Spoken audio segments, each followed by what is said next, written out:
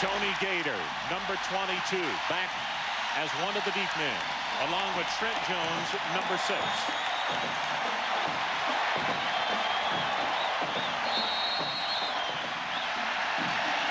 Bentley set to kick it off for Florida State, and we're underway.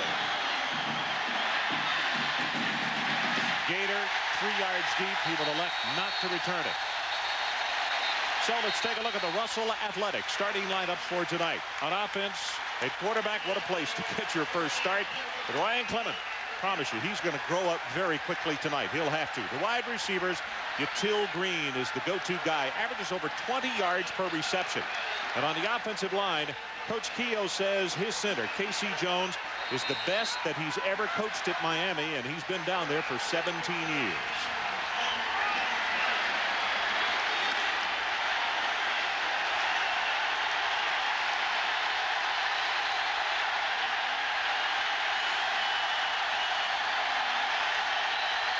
Jones in motion, but they go to Ferguson, hit in the backfield, and he's going to be knocked down for a 6-yard loss. Tyrant Marion is the man who penetrated and knocked him down for the loss. Defensively for Florida State, up front, extremely tough, as you just saw. Raynard Wilson, second on the team in tackles. The linebackers, finally they get Bush back. He's been injured. His was a knee. Todd Rebold back tonight. He was out for 2 games with an ankle injury. And in the secondary, the situation here, Marlon Green will start because free safety Sean Hamlet is playing hurt. We'll see him tonight, but Hamlet is going to have his knee scoped after the game. So a face mask on the play at 5 yards, stepped off against the Seminoles.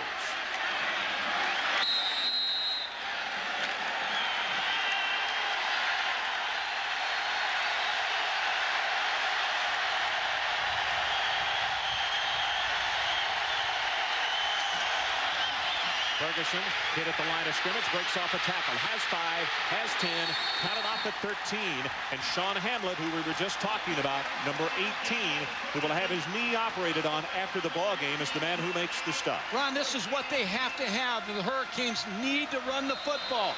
Daniel Ferguson looks like he's going to be hit in the backfield by the linebacker Darrell Bush, but steps out of the tackle, picks up good yardage. Now this is a Florida State defense that's given up a lot of yards in the first few games. North Carolina State, they scored 77 points on, and it looked as though they beat them badly, but they ran at will early. They just kept turning the ball over. This time at the line of scrimmage, maybe a gain of 1. Sam Cowart will step up to plug the hole. Also, Connell Spain, number 96. As you look at Ryan Clement, and those are his numbers. He had to come in against BPI when Collins was injured. 16 of 32, 255 yards. And he will be greeted in the backfield by Carlos Joseph, a freshman out of Gainesville at fullback. Where's number 40?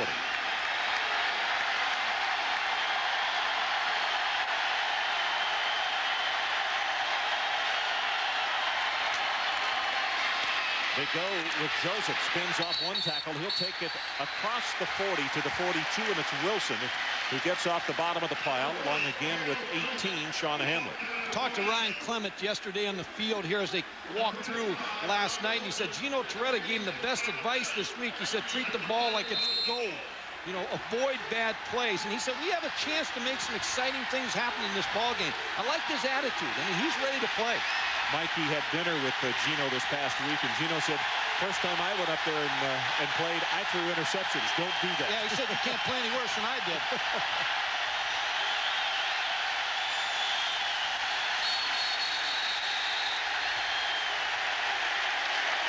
Well, Jay Ina was the first one to come out of his stance.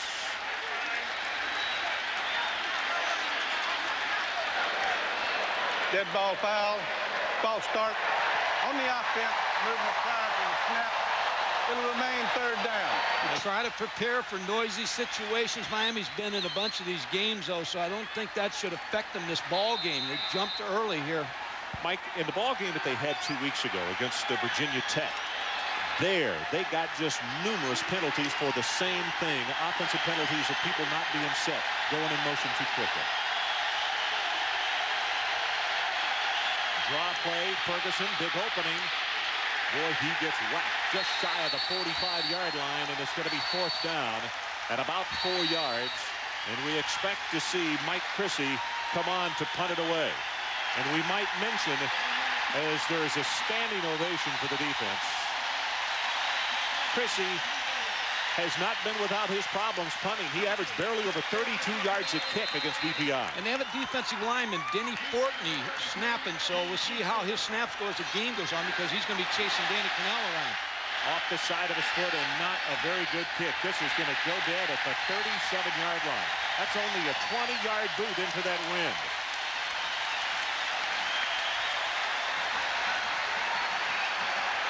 So let's check the starters for Florida State on offense. Danny Cannell, well, he played in this game last year, but he has another year under his belt, and quite frankly, he is the reason this offense is going so well. The wide receivers, it's a very good group, but Andre Cooper is the leading receiver. He averages just over 100 yards per outing.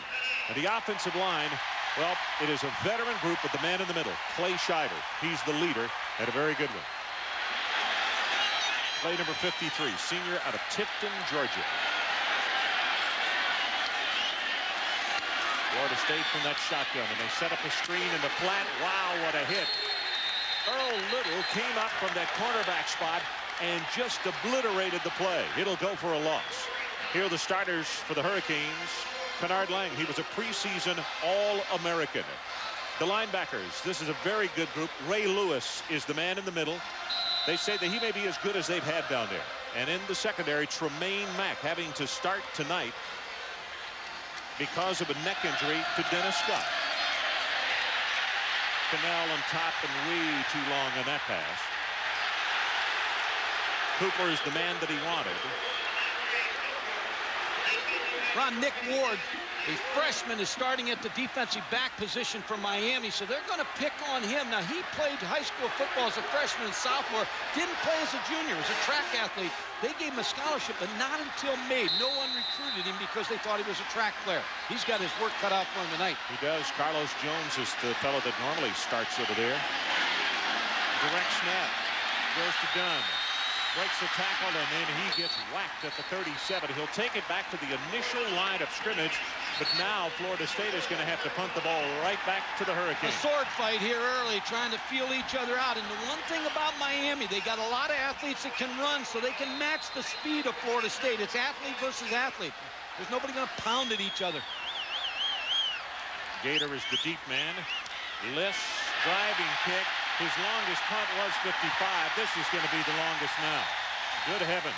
He banged that one about 62 yards. So let's take a break. No score. We'll be right back. So many photographers out there, they literally had people directing traffic, making sure they didn't get run over by a horse. Hey, Ron, the first series, they really tried to protect Ryan Clement a little bit to get him into the ball game. They tried to run the football early, but that's got to be the game plan.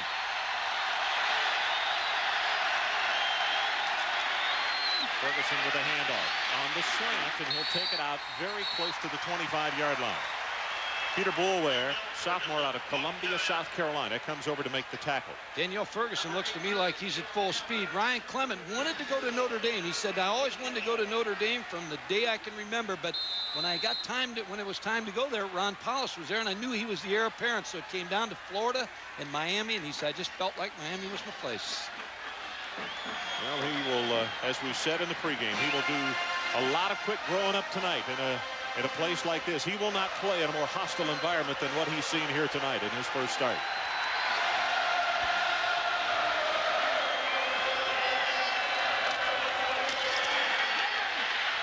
Throws the pass and has it incomplete. Dropped at the 26, and let's check in with Mike Tirico. Mike?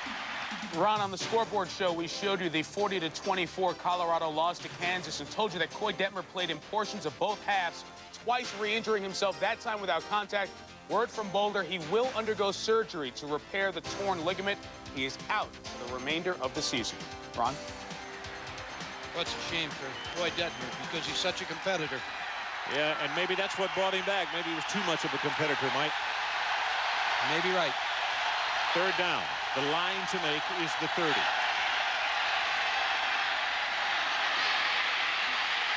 German loses the ball. It is recovered by Miami. What a great effort by Omar Roll, number 9, because that football looked like it was going to go to Florida State. It sure did. They're going to say that he was down short of the first down, and Roll really gave up his body on this play, and he limped off the field. So the Hurricanes will have to kick. Pressure, and they're coming after it. Gets it away, and again, this one's going to die coming into the wind. Fair catch, and now a flag is down at the 47 as Feaster had to make a running and diving catch. This is the one thing when you play Florida State, you do not want to give them this good a field position because they do not have far to go for the score. Holding. So it's a holding call against the Seminoles. So we'll take a break. No score. 9:23 left. Art Keough, the offensive line coach of the Miami Hurricanes, talking to his offensive line. Mercier, number 62 there that we're moving by with the camera. He is a true freshman. Out of Montreal, Quebec. Mike, this time last year, he was playing prep school football. Fishing, probably. Actually, he's a skier and a very good competitive skier. Does trick skiing, 5th best in Canada a couple of years ago. Straight ahead with the handoff, Warwick Dunn. Weaving his way, breaks off a tackle, and he will be across the 40. And going to have a gain of about 7 yards in the play. Danny Cannell, of course, is having a great year, and I talked to him about the Miami game last year because I really think he grew from that game. And he said, when I walked off that field, I wanted to absorb the sickest feeling I could because I didn't ever want to feel like that again. And he said, that's in my mind in this ball game. And everybody on that offensive line, everybody on the offense talks about his maturity in that last year. Pass over the middle, has it complete. E.G. Green on the receiving end. And that'll be good for the Seminole first down. Last year against Miami, remember these numbers, Mike? 3 interceptions and 1 particularly early. The Seminoles had driven right down the field, and he threw a bad interception. And it was a week later at Clemson that they benched him in the 4th quarter. And really, that's where he grew up a little bit because they told him, they said, we've got confidence in you. You're our quarterback. We're going to call the plays to you. And they go with the draw play. Dunn weaving, getting to the 45, and the Seminoles are in Miami territory for the first time tonight as Eugene Ridgely comes up to make the stop, and also Lewis is there. Lewis, I mentioned it in the lineups tonight that Lewis could wind up being one of the best that Miami's ever had as you look at Ridgely. And, you know, Clay Schreiber said an interesting thing yesterday that he said, we have to be careful. He said, this guy is so good and so quick. He can make the tackle on every play, regardless of where you run it. Williams takes it right up the middle. Pooh Bear is close to the first down at the 42-yard line. James Burgess down in the bottom of the stack. Ron, it's just a matter of time again till they challenge the freshman corner, Nick Ward, number 27. Miami will try to get extra DBs in the ball game to give him some help, but he's going to be isolated on the outside against some pretty good receivers. And, of course, Florida State continuing to use this hurry-up offense. This time, Cannell goes under center with an I formation. And you can see the defense of Miami creeping up toward the line. Exactly where they went, Mike Gottfried. Messam on the catch, and it is a Florida State first down. Well, they're getting a good cushion on the outside because they've been able to run the ball successfully. Now Miami has to try to stop the run, which puts the defensive backs on a little bit of an island. Earl Little out there against Wayne Messam. But you've got Andre Cooper, number 1. He's the long ball guy they like to go to, and he's working against Nick Ward. Then breaks it to the outside. Able to have another Florida State first down as he gets cracked hard by Nick Ward, and Tremaine Mack was also there. And let's check in with Mike Adamle. Michael. Well, Ron and Mike, the only way to watch a Florida State game on offense is with a stopwatch and a calculator. Some incredible numbers here. For instance, their average scoring drive, 1 minute and 43 seconds. Average play gain per play, nearly 8 yards. And then Florida State's 59.5 points per game is tops in the nation, which is great unless you're the Florida State defense. It is a concern for Bobby Bowden, a double-edged sword. The offense so good that the defense is on the field a little too often. And Mike, we have already seen some real head crackers in this ball game tonight. Both teams want to get so involved. Terry Monk has just warned both clubs and told them they have to get back beyond the restraining line. Cannell on first down. Deep over the middle. Overthrown. E.G. Green is the man he wanted, and Tremaine Mack was trying to cover. Tremaine Mack did a nice job on coverage there against E.J. Green. They're just trying to spread out the field and work those receivers one-on-one in the secondary. Danny Cannell trying to get the ball to number 19, E.J. Green, but very well covered by Tremaine Mack.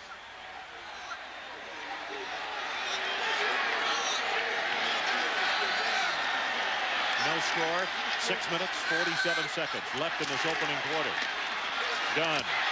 Nothing at tackle. He'll take it to the outside. Oh, what a comeback block he got. And he's inside the 15-yard line. Nick Ward will make the stop on him. And it's Andre Cooper, number 1, I believe, Mike, who came back and de-headed a defensive player. You're right. It was Andre Cooper who comes back to block Tremaine Mack, number 3. You're going to see Andre Cooper. Now the good tackle by Nick Ward, the freshman, just trying to get in front of Ward Dunn. Gain of 11 yards. And again, Florida State will not huddle. Mike, for your defense, how much of a problem does this cause as far as not being able to come back, huddle, and talk to each other? Out in the flat, Dunn. They caught him in the blitz at the 5, at the 2, at the 1. It will be first and goal, Florida State, as Tremaine Mack knocked him out of bounds. Ron, to answer your question, when you do not huddle, the defense never gets a chance to huddle either, so they really don't get a chance to encourage each other. That's number 1. The other thing is the quarterback has a good view for 25 seconds because you're always going to line up in what you're in, so it gives the quarterback a tip. Well, the guy who has already scored 8 running touchdowns, Clarence Pooh Bear Williams, has 9. Florida State's on the board. The Pooh Bear's using that 283 pounds that he weighed in yesterday to get in that end zone.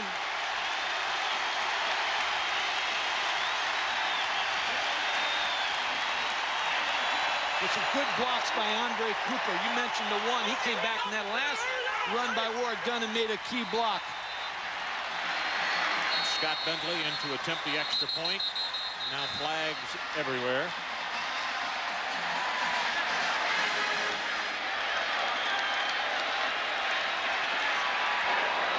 Illegal substitution against the defense.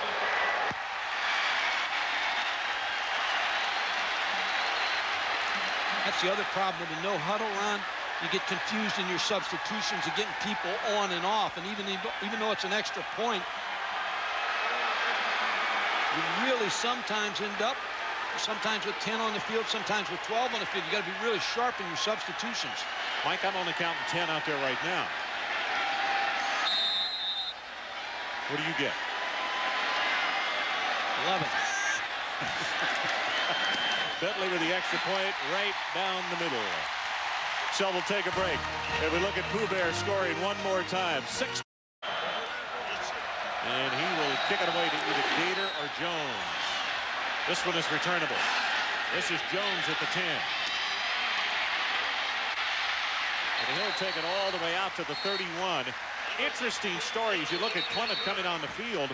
Of course, Bentley is from Aurora, Colorado, and Ryan Clement is from the Denver area. And Bentley said, sure, you know, I knew all about him in high school, and he had some great praise for him and talked about he thought he will wind up being a very, very good quarterback at Miami.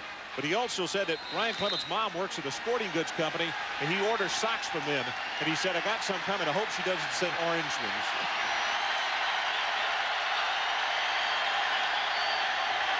Derek Harris in motion as Clement to throw. Got his man wide open, Jamie German, and he will take it right up to midfield at the 49-yard line. Roll comes over to make the stop, but it's a gain of 17 yards. A lot of poise by Ryan Clement to try to answer a score with a score, and he's got some weapons on his outside. You match Daniel Ferguson against Ward Dunn, and you match the receiver Jamie German and Littell Green. They're two as good as you're going to face all over the country. So he's got some weapons to work with also. Well, you look at Jamie German, number 7. He's now a junior, but when he was signed, he was going to be like the second coming. He was going to be the next Dion, except on the offensive side of the ball. As you see the running play, they go for a couple, and then Gator just disappears under the stack, and it's Andre Wadsworth who makes the tackle. German, it would appear, is getting close to stepping up to that mark that they expected. But Mike, he ran at a coach's camp in high school of coming out a 4.1, like a 4.12 or something like that. He was the player of the year in high school, coming out of high school, and he reminds me a lot of Derek Stiegel up at Georgia Tech. Young receivers that are going to blossom into great players. Trent Jones is the setback this time. Second down. The pass. Misread there is Yatil Green. Threw it behind him, and let's check in again with Mike Adamley. Mike, what do you have for us? Ron, we know it is quarterback you. Miami certainly has produced a lot of great ones. Who does Ryan Clement most resemble? Knowing the quarterbacks that have been in this program for the last 15 years and watching the Kellys and the Kozars and the Testaverdes, he most resembles to me Craig Erickson. He is a fierce competitor. He's got a tremendous amount of confidence. He's got a live arm, and he relishes challenges like this. Well, right now he's got a challenge. It's third down, and if he wants to keep this drive going, they need to make the 40-yard line. Pass knocked down and almost intercepted. Samari Roll came up to knock it down. Germany intended receiver.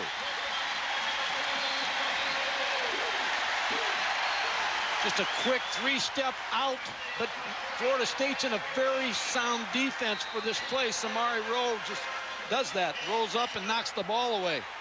Not a good play for the quarterback to throw that ball against that defense.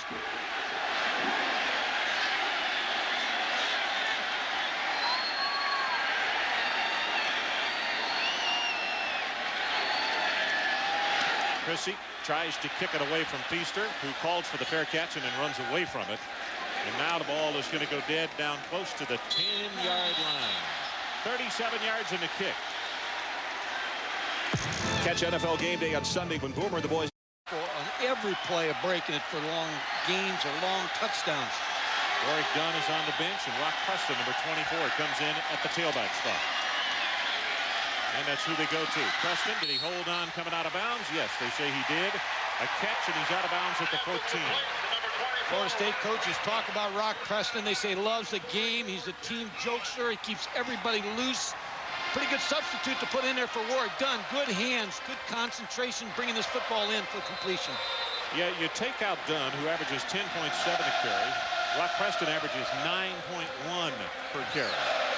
That's not too much drop-off, is it? And they say they have a great young guy in D. Feaster, South Carolina, back of the year. And you see the handoff to Preston.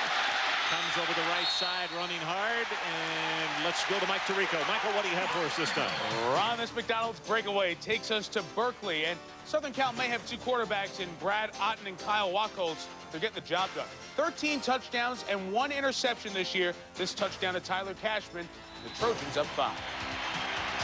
So the Trojans, Mike, don't seem to be too distracted by what happened with them last week with the suspensions. Mike Adamley was telling us he watched practice the other day at Southern Cal, thought they were a loaded football team. Again, the tailback. And Preston, boy, there is really some good hitting going on in this football game. You see guys break it through, and then all of a sudden they just disappear. And it was Ray Lewis who made him disappear that time, along with Kennard Lang. When you're good on offense, you're good because you have a good offensive line. This team was recruited offensive line-wise 5 years ago.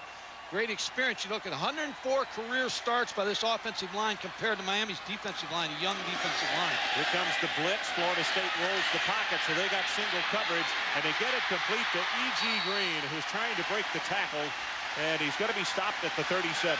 Great play call by Bobby Bowden, because when you are in the shotgun a lot, you like to get your quarterback movement and roll him out every now and then to change where the pocket and the quarterback's going to be.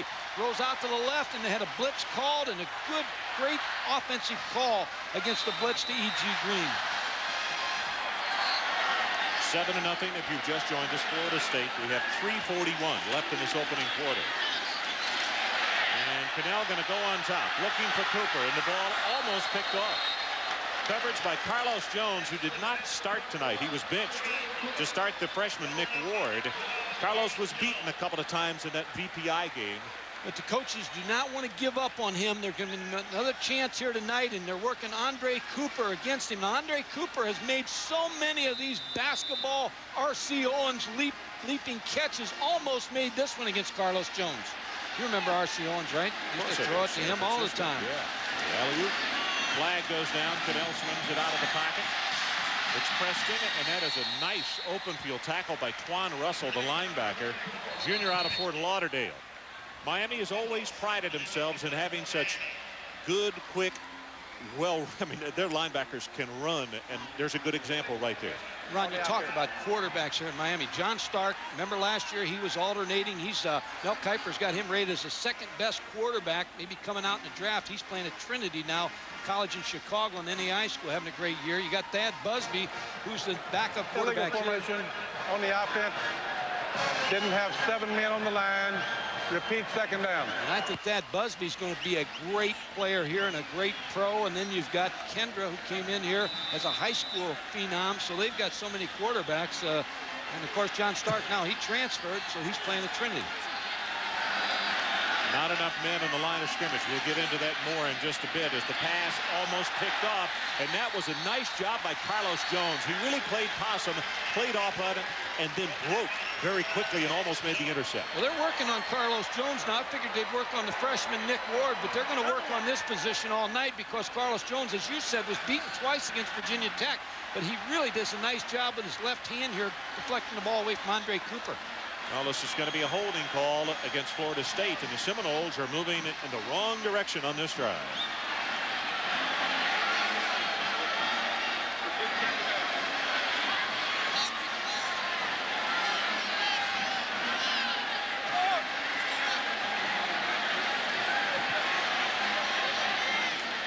Still with the penalty, it moves it back just short of the 13-yard line. And it is going to be second down, and the line to make is all the way out at the 46. Cannell scrambling, just throws that one away. Threw it at the feet of Rock Preston. I don't think he was trying to complete it as Kenny Holmes was all over it. Kenny Holmes may be their best defensive lineman here, but the problem with Miami this year is they do not have a dominating defensive lineman like a Cortez Kennedy, Jerome Brown, Russell Maryland, Warren Sapp. They do not get that. They're not getting that play out of their front four. So people are singling their front four, and they're able to get to their linebackers a little bit this year. They need play out of Kennard Lang and Kenny Holmes tonight. Mike, look at this. It's a 3rd and 33, and look how the secondary and the linebackers are playing. They are in center field all the way back to the 35-yard line. 3-man rush. Cannell has the ball knocked out of his hands. He can still throw this thing, puts it in the air, and it's just overthrown. Messam is the man that he wanted. Kennard Lang was applying pressure, and the one who knocked the ball out of the hand of Danny Cannell. Kennard Lang coming from that defensive end position, slaps the ball away from Danny Cannell. Now he wisely picks it back up, tries to get the ball to Wayne Messam. Almost had a big play, but penalties killed that drive for Florida State. Sean Liss, his last kick was 62 yards. And Miami's coming after him, and they block it. Right up the middle, it is recovered for a Miami touchdown. Trent Jones is the man who picked it up and took it into the end zone. That's what they needed in this ball game, Ron, because they need confidence. They're coming off a 1-2 record here, lost tough game to UCLA and Virginia Tech. They needed success in this first quarter. You mentioned it earlier. They needed points not to get run out of here. A good special teams play by Miami. Trent Jones, of course, is one of the 2 deep men on kick returns, but he also was on special teams on the punt cover team, and he got in and picked up the ball that had been blocked. Miami's short men out there right now for the extra point. But this, I think this is a circle the wagon game for Miami. They need to play well in this ball game because everybody's kind of down on them a little bit, and you don't expect Miami to be 1-2. Expectation level so high. Bobby Bowden now trying to figure out that protection on the punt. What's what awry on that?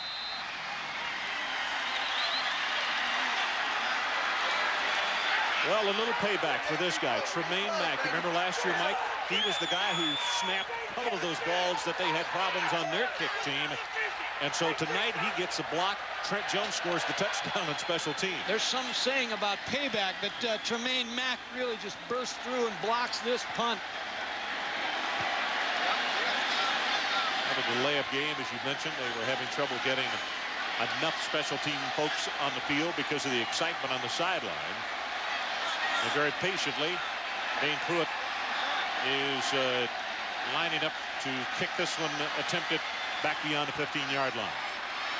Bobby Bowden knows full well that in this rivalry, this ball club, Miami, for instance, in the last 12 meetings, Mike, Florida State has led 9 times going into the fourth quarter.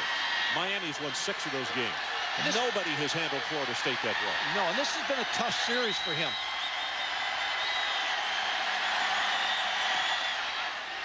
He is perfect. So we're tied at 7 as you look at Mack, and Mike, let's take another look at it. we want to win the first half or at least play even. Butch Davis brought Joe Avisano, the Dallas Cowboys special teams coach, and so it paid off, and he worked with their staff. Going to be picked up by Jermaine Green. And he loses the ball, but it goes out of bounds. It'll be Florida State's ball at the 18, and Mike Adamle, let's go back to you. You know, Ron and Mike, all week long, Bobby Bowden has praised Miami with good reason. The Canes have broken his heart too many times. Miami has handed the Seminoles its first loss 9 times.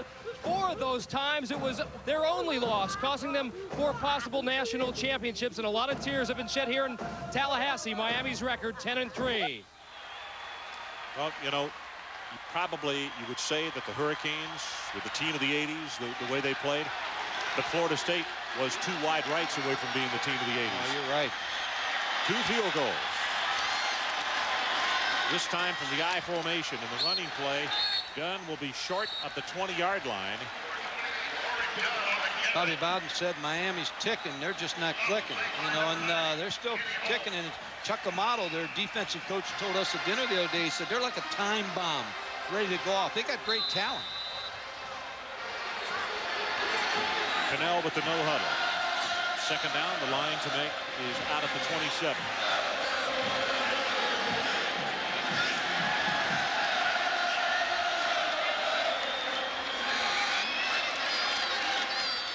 Gunn again at the right side, sneaking his way out over the 30-yard line, and it'll be a first down plus about 6 yards. Warwick Dunn came into this game tonight averaging 10 yards a carry, and he is off to a good start. A quarterback in high school. He was an option quarterback. Mike, here are all the upsets today. You want to know where the big things happen today, take a look. At Texas Tech, Zach Thomas with an interception as the game was winding down. Big win for North Carolina. Dunn hanging on for dear life is Ray Lewis, and he will stop the play just across the 35-yard line.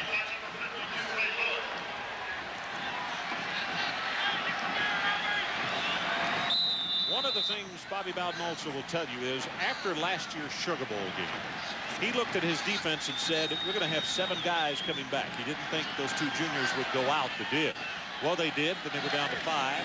Then 3 of the other regulars got hurt, and they wound up in a situation as Rock Preston just drops the football that they had about 1 returner that had started last year at the end of the year on defense. That's another reason they've struggled on that side of the football. Injuries and new faces. Rock can't believe it. He dropped that one, but just wanting to see where he could run with the football before he caught it. He had some space also. He would have been able to pick up 5 to 10 yards. But that's what speed does to you.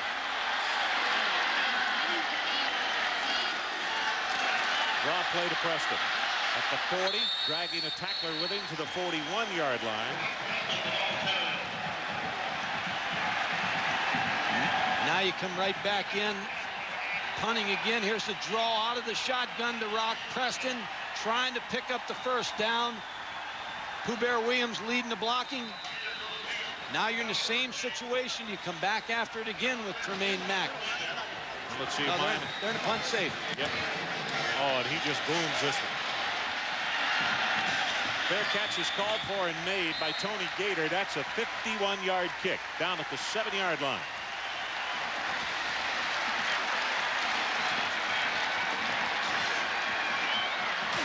From one big rivalry to another, next week we'll be in Birmingham as Peyton Manning leads Tennessee up against the Crimson Tide. The Volunteers are number 10. Alabama is number 16. The battle starts at 7:30 next Saturday night. Birmingham, Alabama. Always a fun place to witness a football game, Mike. Both coming off wins today. That'll be some kind of atmosphere in Birmingham. Crowd trying to get the Seminole defense fired up. Those Miami scrimmages from their own 7. Gator hit in the backfield. Check it, McMillan hit in the backfield. And knocked down by Cannell Spain. Spain already has 3 fumble recoveries this early part of the season. Miami coaches like McMillan, number 28. The young tailback that they think is going to be really special.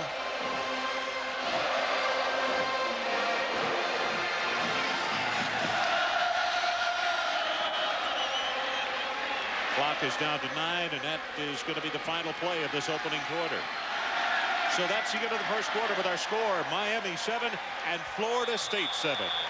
Because of injury and also youth had been really suspect in early games. But they have played well tonight.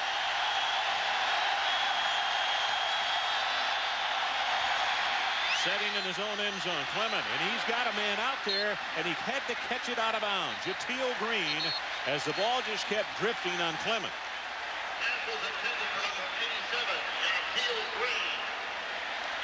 Florida State on defense likes to cock the 2 defensive ends and really get pressure from the outside. And they're going to get pressure on Ryan Clement on this play. They're coming from so wide. But he had a lot of time to try to find this receiver down the field, Jateel Green, but just threw the ball out of bounds. Well, it's a good thing he threw it out of bounds because it would have broken their heart. They have just been called for offensive holding. And it looks like Florida State, though, has declined the penalty. Because of where the ball's at, right. They wouldn't get many yards, so they'll just take the down. So it's going to be a 3rd down. And the line to make to keep this drive alive is out at the 18. Trent Jones, the only setback. Zings it too tall. Green is the man that he wanted. Capers with the cover. Now you got Florida State's got Miami in the same position they had to reverse in to go for the punt block here. You go after him? Go right after him. Got a defensive lineman making the snaps in Denny Fortney, number 99. He's been chasing, playing defense all the time. Go after the punt.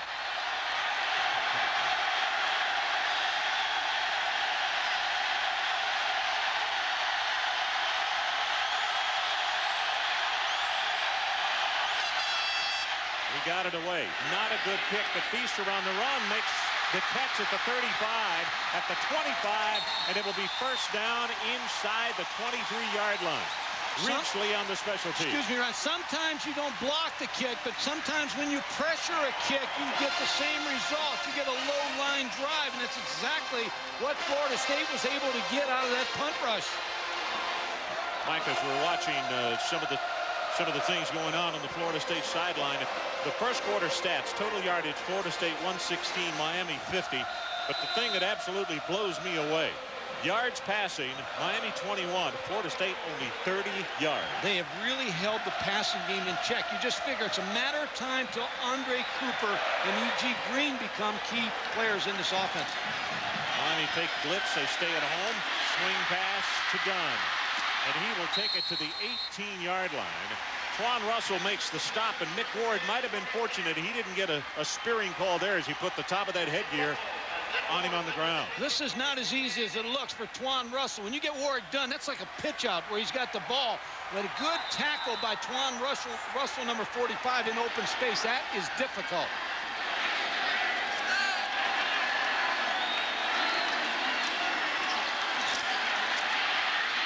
Pressured out of the pocket. He's going to run. Hit by Ray Lewis, the middle linebacker. And it's going to be 2 yards short of the 1st down at the 15. You go back to the national championship year. If that would have happened, Charlie Ward would have been in the end zone. And that's maybe the big difference in the quarterbacks. Danny Cannell. Danny Cannell is an excellent thrower, but not a mobile quarterback that's going to run the ball up the field. Ray Lewis, the excellent middle linebacker with a tackle.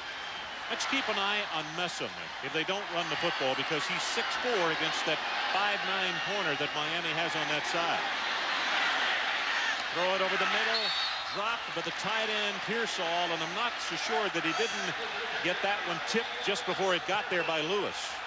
Ray Lewis with good coverage on Melvin Pearsall. Miami, remember now, they've only had one game in the last 4 weeks, so they've had a lot of time to prepare for this football game. Two things could happen. One, you could come out sluggish when you haven't played many games and you've had that open date, but I think Miami has really done a nice job in scouting Florida State's film. Well, Bentley to attempt this one from the 22-yard line. His longest of the year is 28, so this one a 32-yard attempt, and by golly, he missed it. Folks, consider this. That return of a punt came back to the 22-yard line. They had a 1st and 10, and they come away with nothing. We'll be right back. More and more confidence for that young Miami football team. Oh, my goodness. Hit in the backfield, and McMillan has no place to go as Wadsworth steps up and knocks him down for the loss. But the defense is saying, okay, guys, we're going to help take over this contest just like we have in years past. A lot of times in the pregame warm-up, you got to watch your players when you're out as a coach. Here's Ray Lewis. I was on the field. Scott Bentley was kicking down there, and they were giving him an earful. They actually asked him to leave and go down the other end because Miami did have that into the field, but may have rattled him a little bit.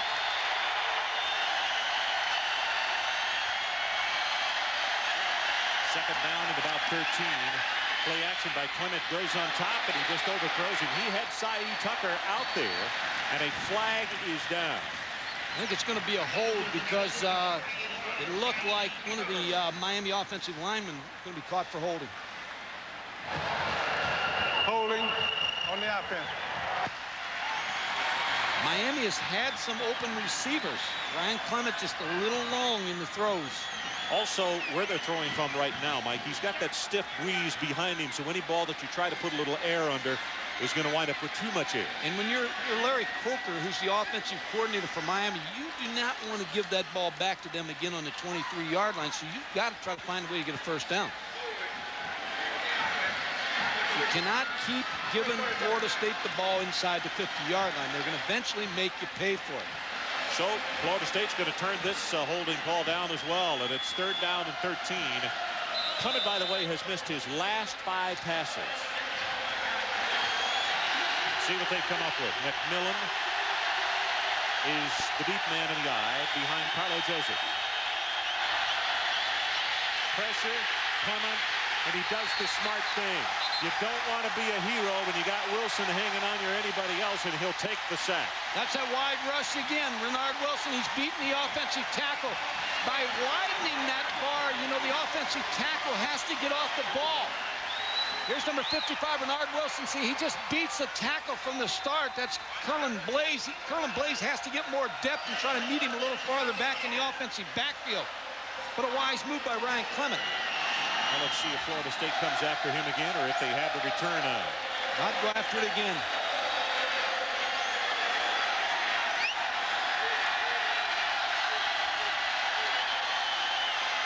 Good snap, and he gets it away. This one trying to turn over, and interference with the receiver right here. That's going to be a penalty against Nathaniel Brooks of the Miami Hurricanes. And you see Butch, he says he got a push from behind. Don't penalize me because my man got pushed into him.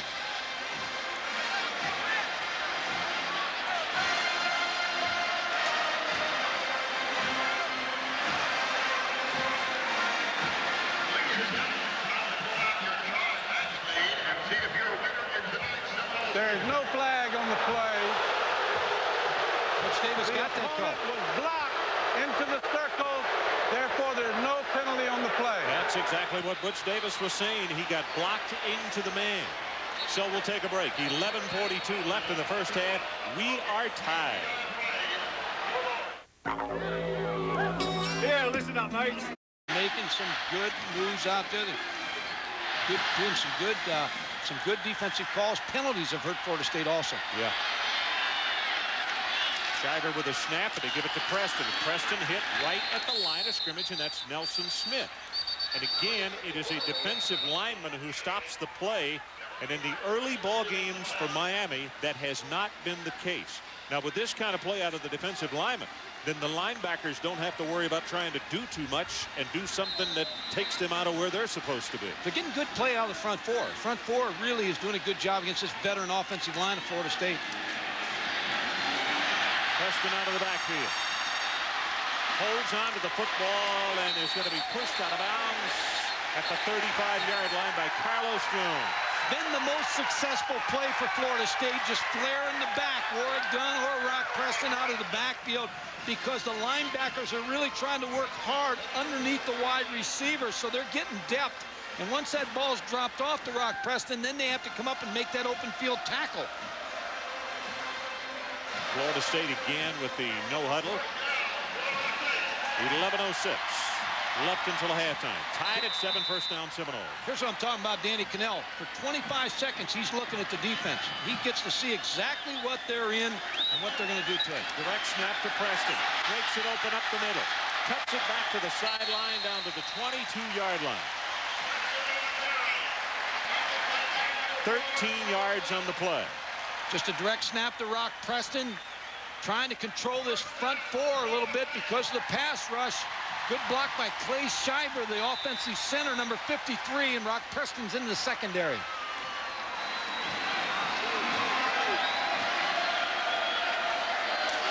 Dunn back in the ball game. From behind Kenny Holmes. Ball is loose, and they say incomplete pass.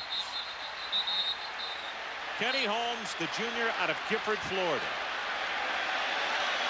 They're playing like the Miami front four of old. Kenny Holmes, number 90, working against Jesus Hernandez, number 77. Gives him a little move, then hits Danny Cannell in the back. Stripping the football. Junior defensive end. So it's second down.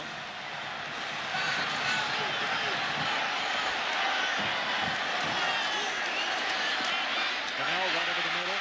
Has it complete. That's E.G. Green, and let's check in again with Mike Adamle. Mike? Well, Ron, you guys were talking about Miami's defensive line woes. They recruited 10 defensive tackles in 91 and 92. Only 3 are left. Now, Marvin Davis just had knee surgery. Kenny Holmes moved to defensive end. Jay Ina is now the starting right offensive tackle. 4 others left the program. 1 never enrolled to begin with. Warren Sapp, of course, left early to sign with the NFL, and Patrick Riley used up his eligibility and is now playing with the Cleveland Browns. It's the kind of problems that Butch Davis is dealing with. Well, you could hear the poo as Pooh Bear Williams, number 22, comes into the lineup. But he's a blocker on this play, and Dunn tries to get outside in the speed of Ray Lewis. Nothing there, as he'll drop him for a loss, and now 4th down. That's why he is one of the best middle linebackers in the country. And his front four is playing well tonight, so he's able to scrape off and make the play against Warwick Dunn. Speed negates speed, and he has a lot of speed at the linebacker spot. So Bentley comes on. He missed the one a moment ago from 32 yards. This one will be from 34.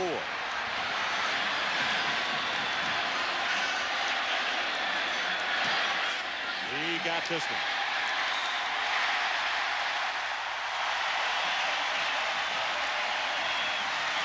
So Bentley from the other side of the field, a better angle for a right footer, and he knocks it home, and it's a 10-7 Florida State lead. He hit that one good. Yeah, I mean, hit it well right off the bat.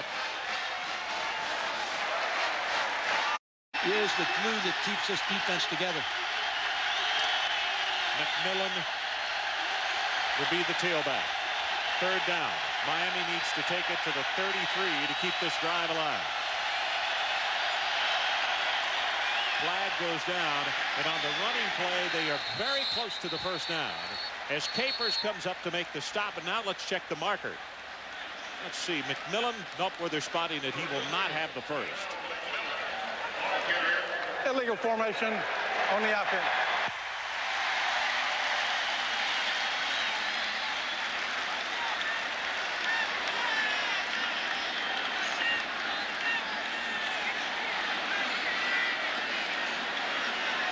The official coming over to talk to Butch Davis and tell him about the alignment, if it was only 6 men on the line of scrimmage or who the movement came from.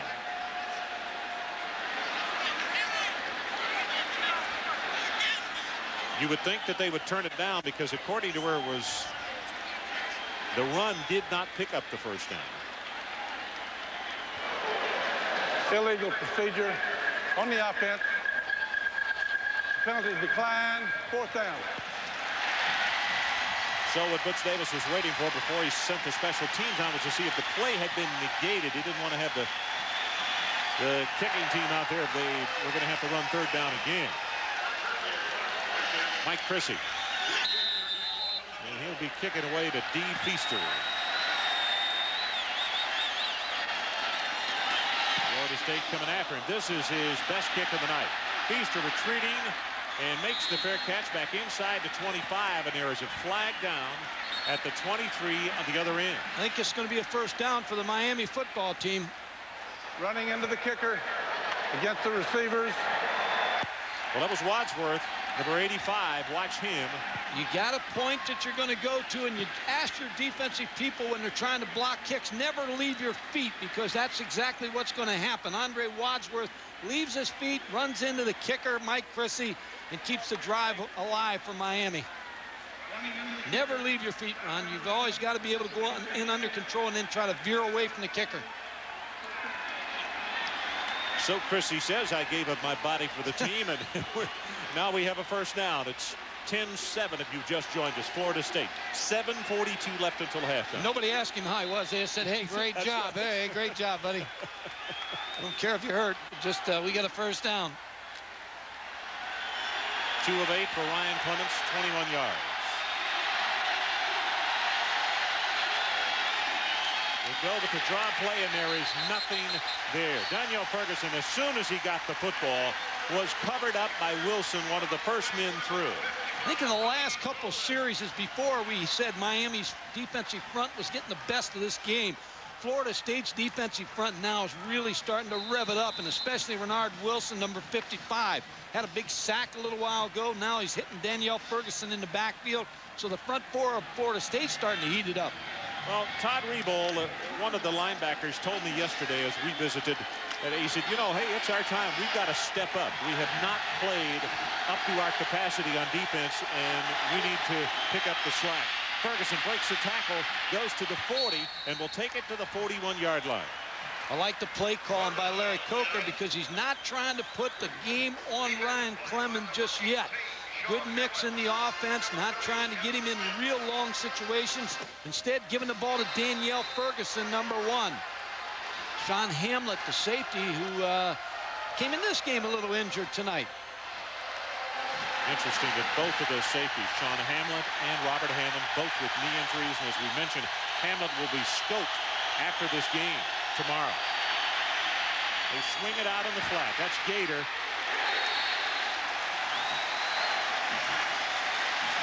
Mickey Andrews almost got who was the recipient of one of his defensive players' hits. He'd take it, though, because that was pretty good pursuit by his linebackers and his defensive backs to make that play. Byron Capers, number 23, eventually in on the tackle. So Chrissy again comes out to punt.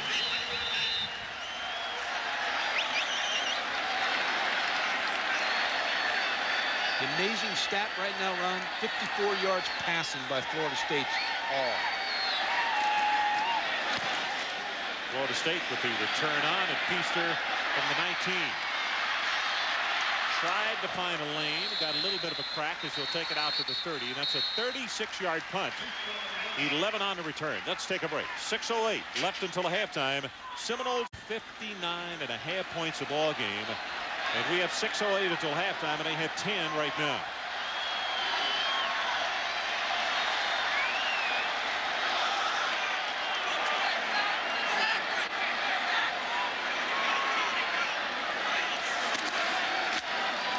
Takes it to his fullback and just overthrows Dunn.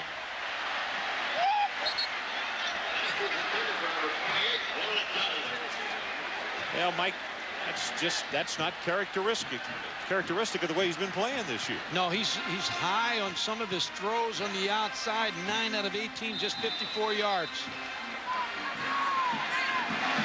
Cannell has only hit 3 of his last 10 passes. Dunn bounces outside on the right. puts a head down, and he will finally be stopped by Tremaine Mack. But it's all the way out at the 44-yard line, and it's a Florida State first down.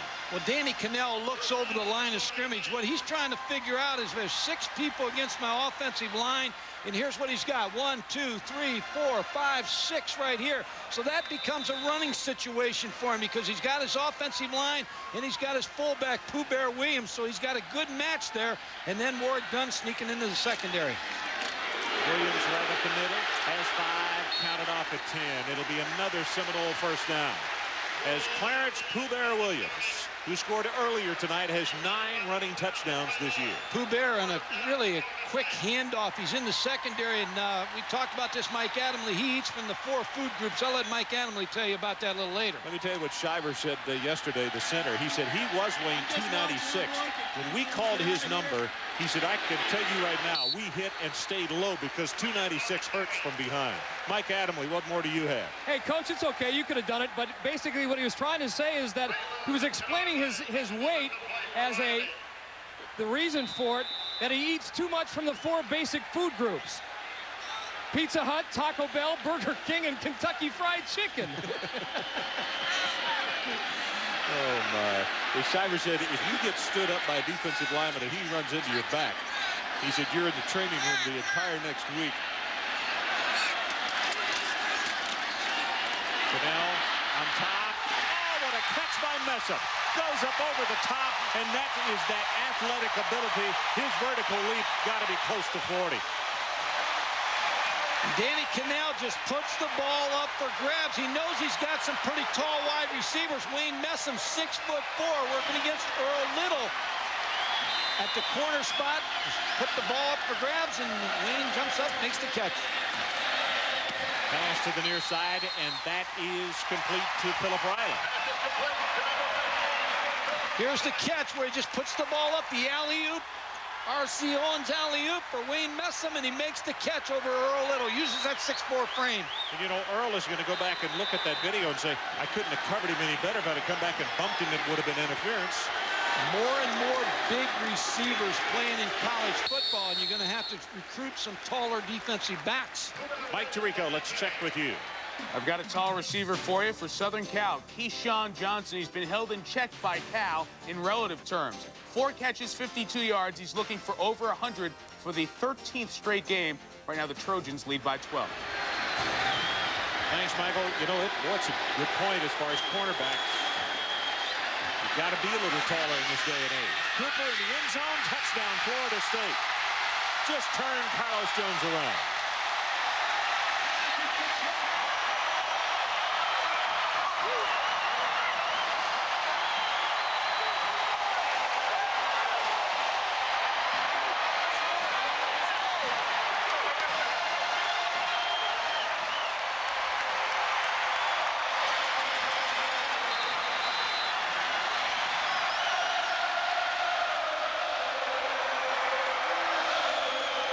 Danny Cannell's got to be saying, finally, he'll hold on the extra point attempt by Bentley.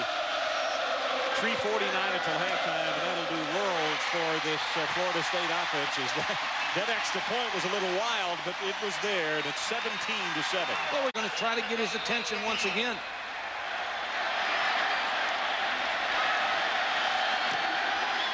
Bentley's kick into this win. This is going to be returnable by Gator.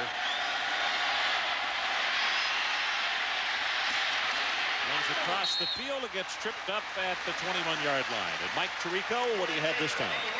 Just a reminder that coming up at halftime, as we've been talking about, upset Saturday. Nearly half the top 12 lost today. We'll show you how it happened, and we'll also relive the milestone as Eddie Robinson won game number 400 as a head coach. See you at halftime. Ron? Okay, Michael, we look forward to that. 3:40 left in this one until halftime, and it's now a 10-point Florida State lead.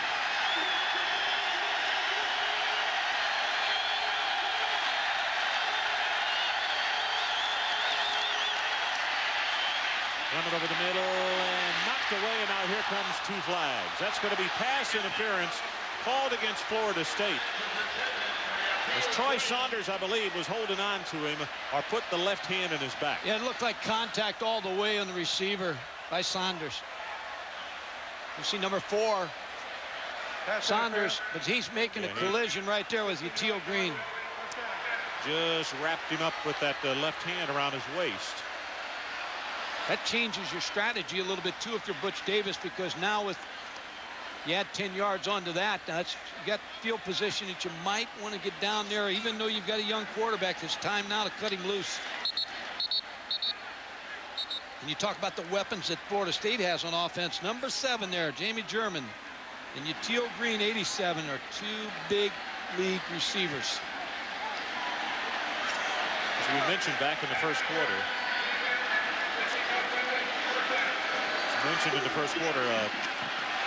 4-2 or just under is what German was timed at a camp coming out of high school. So you get a bump and run with him, you better be able to bump big and run fast. Pass in the flat, it is hit it. Intercepted and dropped. They're going to say incomplete, but Robert Hammond had just given up his body. That's the only problem with trying to cut it loose with 3:30, because an interception, another score, you get started in a track meet. But Ryan Clement knows he was eyeing up the receiver too long. Robert Hammond broke on the ball, and he's open there for the interception. And for those who wonder how Chris C. Jones wound up on the ground, he lost his footing. He was not pushed. McMillan is the lone setback. Clement zings it, has it complete. That's Daphnis right over the middle. And his tight end will take it to the, where are they going to mark him here? Just across the 40-yard line.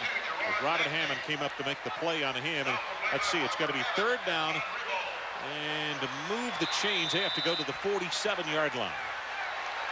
3:06, 3:05 and counting until halftime. Mike Tirico will be coming up at a halftime with a report on what really has been upset Saturday. Some huge surprises around the country in college football.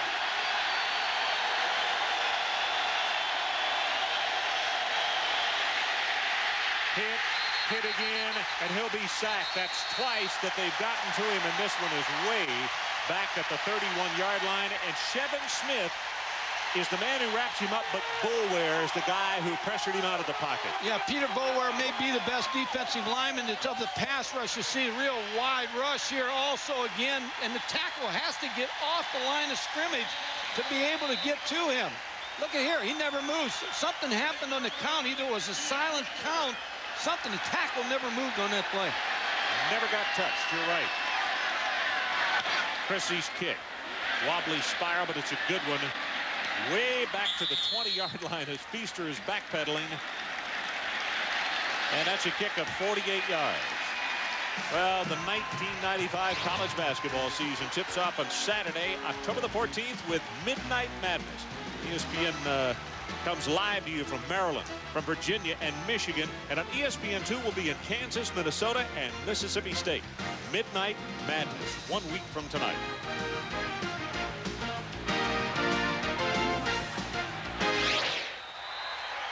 You can hear the thumps right now. The round ball is moving.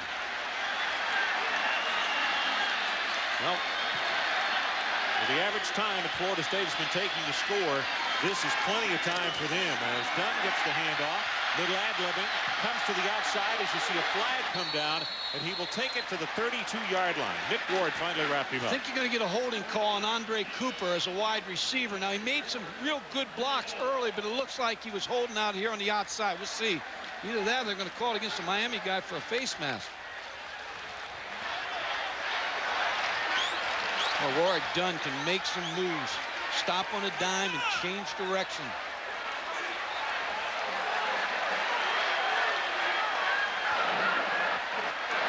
Personal foul, face mask on the defense. Penalty, first down. I think it was on Andre Cooper because he was out here fighting. Warwick Dunn, here's the handoff. Nothing up inside. Now I think I'll go outside. You're going to pick up Andre Cooper, number 1 on the outside here. And I think that's the call. Let's see. Yep, right to the face mask by Nick Ward, number 27. He's belting him around there.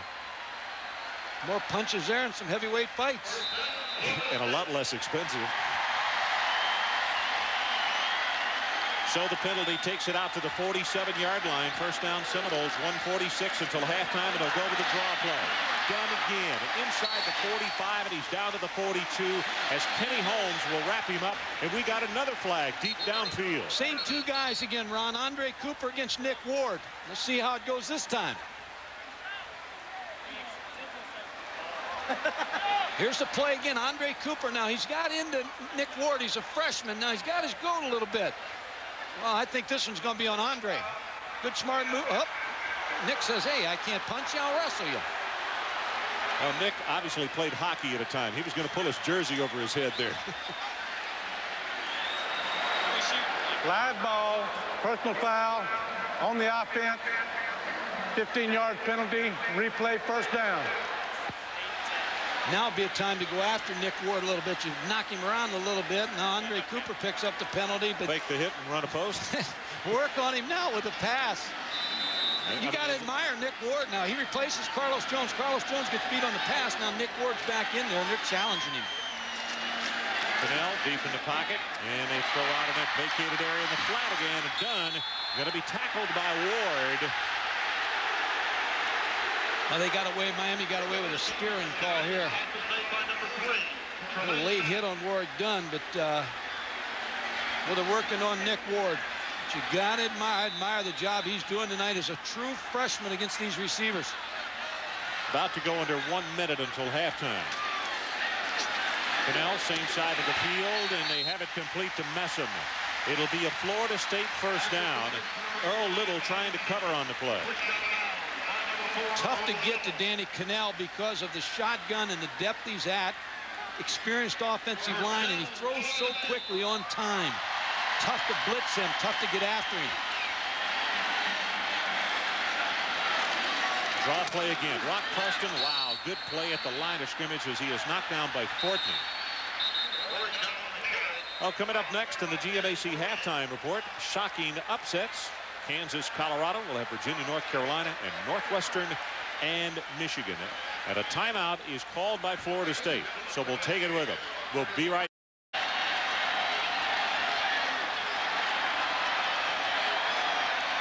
Here comes the blitz. Deep in the middle. You can see it right over the middle. E.G. Green, and he's going to take it down for the first down at the 26-yard line.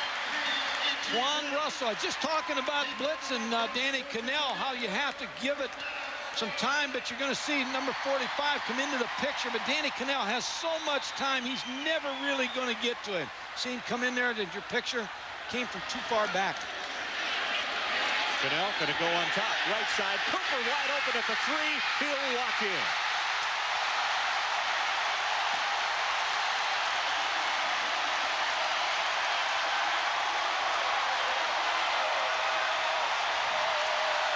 Well, all of a sudden, the cat and mouse game, Nick ran into a tiger.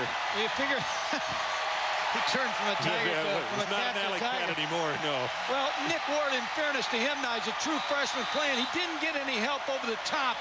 You figure it's just a matter of time till they work Cooper against Nick Ward, but they get the touchdown with 33 seconds left. Bentley knocks it right down the middle.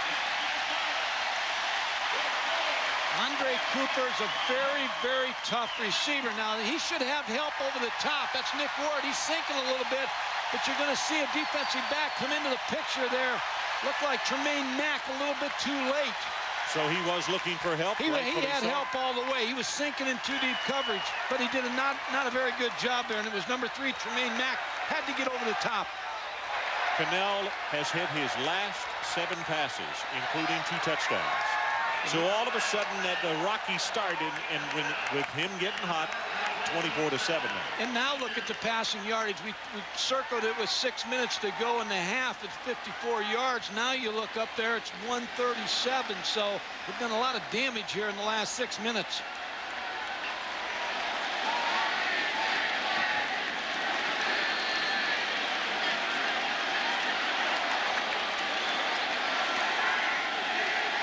Discussing with his teammates the situation. Carlos Jones, of course, is number 12, and he's the man that he is replacing when he goes in the ball game, and I'm sure asking him about the circumstance and Did that turn him loose too soon, or what happened? No, the way he played it, he was sinking, doing the right thing. No one was threatening him in his zone there, but he had to have help over the top. Tremaine Mack, as you look at Danny Cannell, numbers now, he talked about that sick feeling last year. He's got a pretty good feeling in his stomach tonight. This is Gator. And he'll step out of bounds. Mike Tirico, let's go back to you quickly. Ron, you mentioned the hurricane that came through the area. The Thursday night game forced back to Saturday. Auburn still played very well. Stephen Davis, first game over 100, 162 yards, and Terry Bowden's home watching his dad with a smile. Today, Terry won by 28. So a big victory for Auburn a couple of days after they thought it was going to happen, but they still got it. I think bigger also is the fact Arkansas down and also LSU. Clement going to go on top. Too far. And even if Yateel Green had caught it, I have a feeling that the flags would have come out because he just ran over Shevin Smith. He just ran up his back and shoved him down, the defensive back. Just a little bit again too long by Ryan Clement. Very well covered. 30 yards passing for the young sophomore here in this ball game. Mike, you talk about weapons, and Yateel Green, of course, is their guy they like to go to. Against BPI, he had 8 catches for 171 yards in that ball game. I think he had 4 over 35 yards against Virginia Tech. This is a handoff on the delay to Gator. Breaks it up the middle, gets off one tackler, and then he will finally be stopped for the first down at the 47.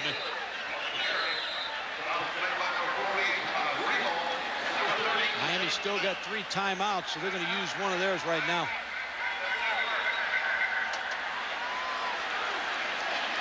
This is Scott Covington, number 11, the backup quarterback. When I visited Miami just before the season started and watched some practice tape with Larry Coker. This is a very talented quarterback also, Scott Covington. So they've got 2 young quarterbacks in Ryan Clement, who's done a nice job tonight. Still hasn't been able to find the mark throwing the football consistently, but Covington can come off the bench too. He's very talented also, Ron.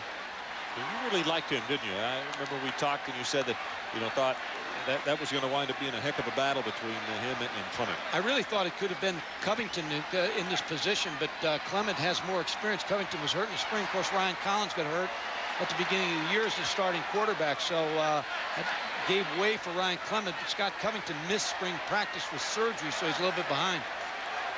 Ryan Collins, number 8.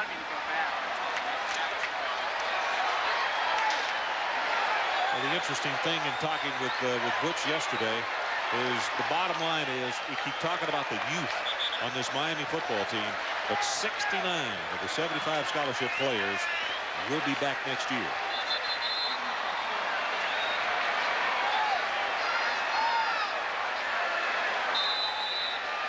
"13 seconds left until halftime. Butch Davis looking on anxiously. His club down all of a sudden by 17 points.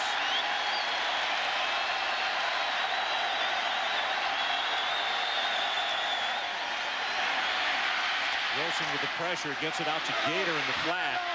You can see how quick he is, and he'll step out of bounds at the 49-yard line. 6 seconds to go, Ron. You just got to hang one up here.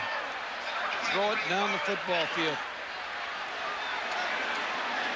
Casey Jones and Cannell Spain have had some extended conversations after the last 3 plays. 63 white and 96 in the garnet and gold.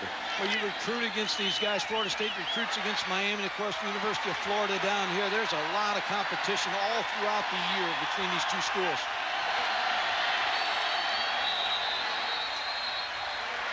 I'll tell you what happens when you get that wide rush. Number 79, Curlin Blaze, is just starting out a little bit too early to try to get back. Dead ball foul. False start on the offense. Remains second down. See, a wide rush is forcing those tackles. They've got to get off the ball. Now, the left tackle here, 79, standing up. He knows that wide rush is coming right here. So he's got to be able to try to get off that ball to get to that defensive end. Back up, but he's a little bit too early. That was 58 Bulwell. Clement Going on top, and it's going to be intercepted by Samari Roll.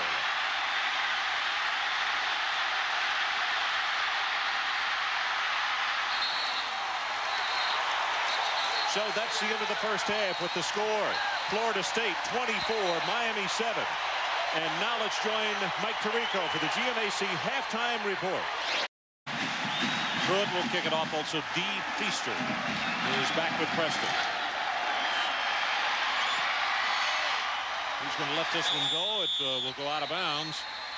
By the way, at the end of the first half, you saw the crowded mess right in front of Florida State's sideline to answer, was there a penalty? Yes, there were offsetting penalties for shoving and pushing.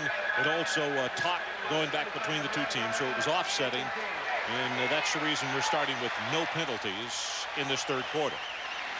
Well, Danny Cannell got red hot there with 6 minutes to go. He had 54 yards passing. Now he has 147. So they found a little bit of a mix in their game. The draw play to Warwick Dunn has opened up the passing game. And really good to balance also with 155 yards rushing and 147 passing.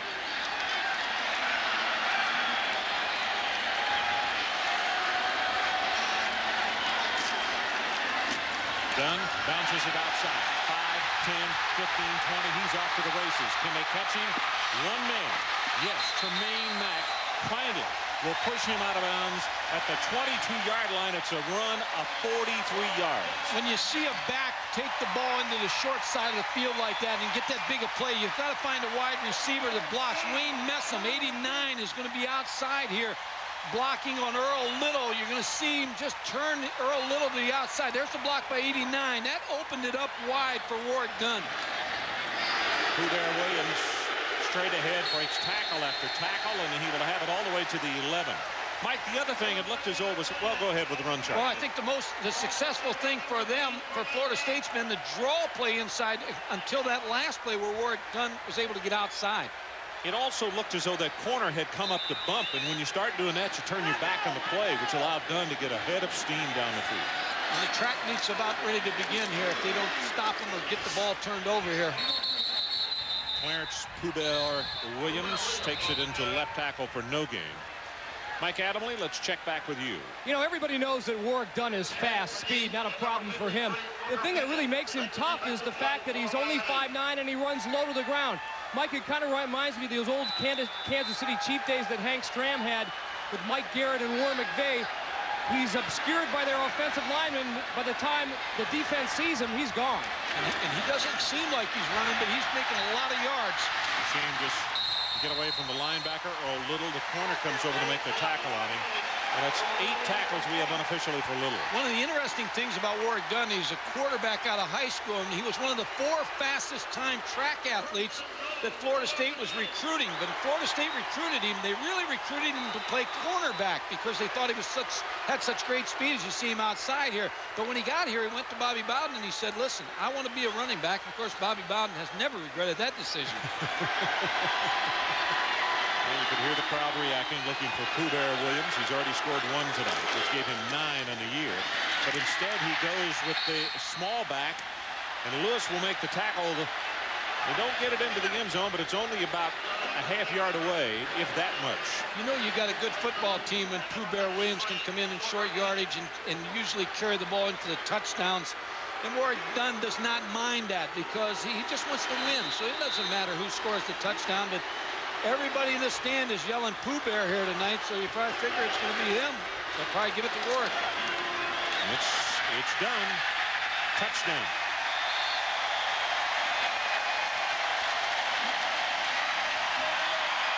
I think the route's on, Ron.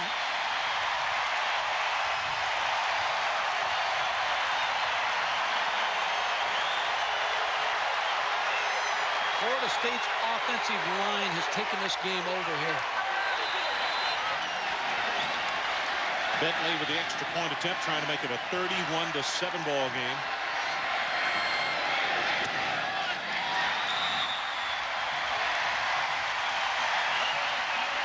Miami needs something in a hurry here. Well, the track meets begun. Warwick Dunn getting into the end zone. That's Gator standing. And he's capable. Yeah, he is. Well, he got under this one. Got to be short. And it'll come down to Trent Jones at the 14. This one here is also capable as he'll take it to the 33. Next Saturday, ESPN2 gives you a complete day of college football coverage. At 1, Alex Smith and Indiana clash with Iowa. At 5, catch all the plays on Sports Night, the college football edition. On a lot of good backs in the Big Ten, but I'll tell you the best one may be that kid from Minnesota, Chris Darkins. We saw him on TV a couple weeks ago against Syracuse. Is he good? And he's one that, like, you know, he's not getting a lot of attention either. He is in that part of the world, but not as far as the entire country.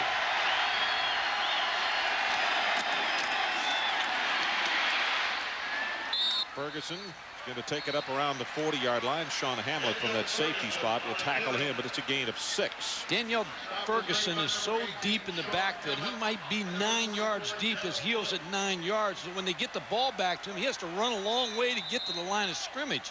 But they like him deep to get the ball deep to him so he can cut back and see the holes as he gets the football. Ferguson again. You can see it doesn't take very much. Let's check in with Mike Tirico. Mike? Ron Cal has not packed their bags against Southern Cal in Berkeley tonight. Niall Benjamin, who led the Pac-10 in punt returns last year, a great run, finding the seam, 56-yard score. They go for 2 and miss, so they need 2 possessions to try to win this game. So the Bears saying, let's wake up here. It's not time to take that hiatus yet. Our situation is they are stretching the chains down on the sideline, and it is just short. So it'll be 3rd down.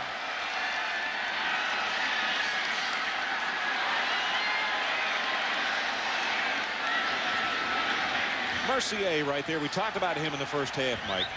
We were talking about good running backs in the Big Ten. Mercier went to a prep school after he graduated from high school in Montreal. And the school that he went to is the one that produced Biaka Batuga. He went there. Also, you remember Haisham El Maskoub, who played guard for Arizona and is playing with the Oilers right now.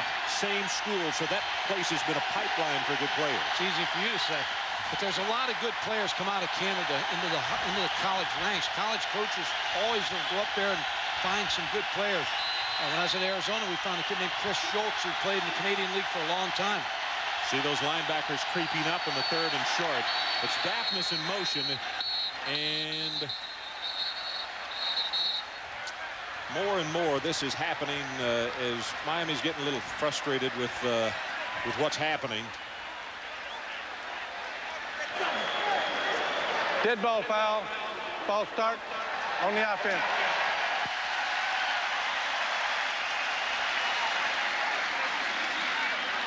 Well, as I mentioned back in the first half also, Mercier, really interesting the fact that at his size, at 6'4", 274, he's a trick skier. He was one of the best young skiers in all of Canada. Speaks fluent French, besides speaking English, but he said he does miss the skiing. He likes the warm weather with Miami. He's going to have to do some good blocking right here as Tony Gator comes in with lone setback, but it is with a 5-yard penalty. 3rd down and 6 for the Canes. Gator in the draw play. Tries to get it outside, and he's going to have the first down, I believe. Yeah. At the 44-yard line, Todd Rebold finally locked him up. Good block by Jamie German, the wide receiver from Miami. And Bobby Bowden, when he talks about this football team, knows he's going to have to get better effort out of his defense than he has early in the season to be a national contender to win it all. Here, Gator, number 22, fouls the block of German for the first down. Close to the first down.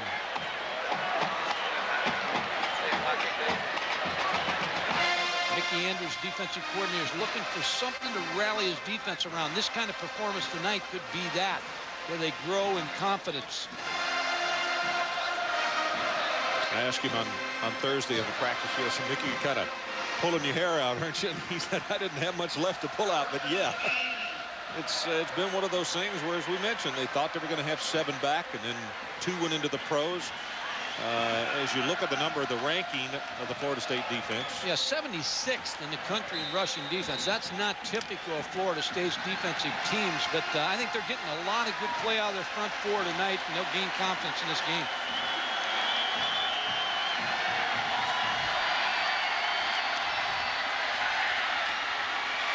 pass caught. He kept the foot in bounds. That's the best throw tonight that Ryan Clement has made. He threw it on time to Jermaine Chambers, who got a pretty good cushion on the outside for the completion. So a nice throw by Ryan Clement. So they spotted at the 42-yard line, and I think you could detect in our interview with Butch Davis that Mike Adamle did with him, and he was really kind of upset with and frustrated himself with the offense. Well, he talked about the conservative play calling, but I think that's what they had to do in this ball game. They were playing it close until that mark there late in the second quarter. They just kind of got away from it. McMillan takes it to the 38.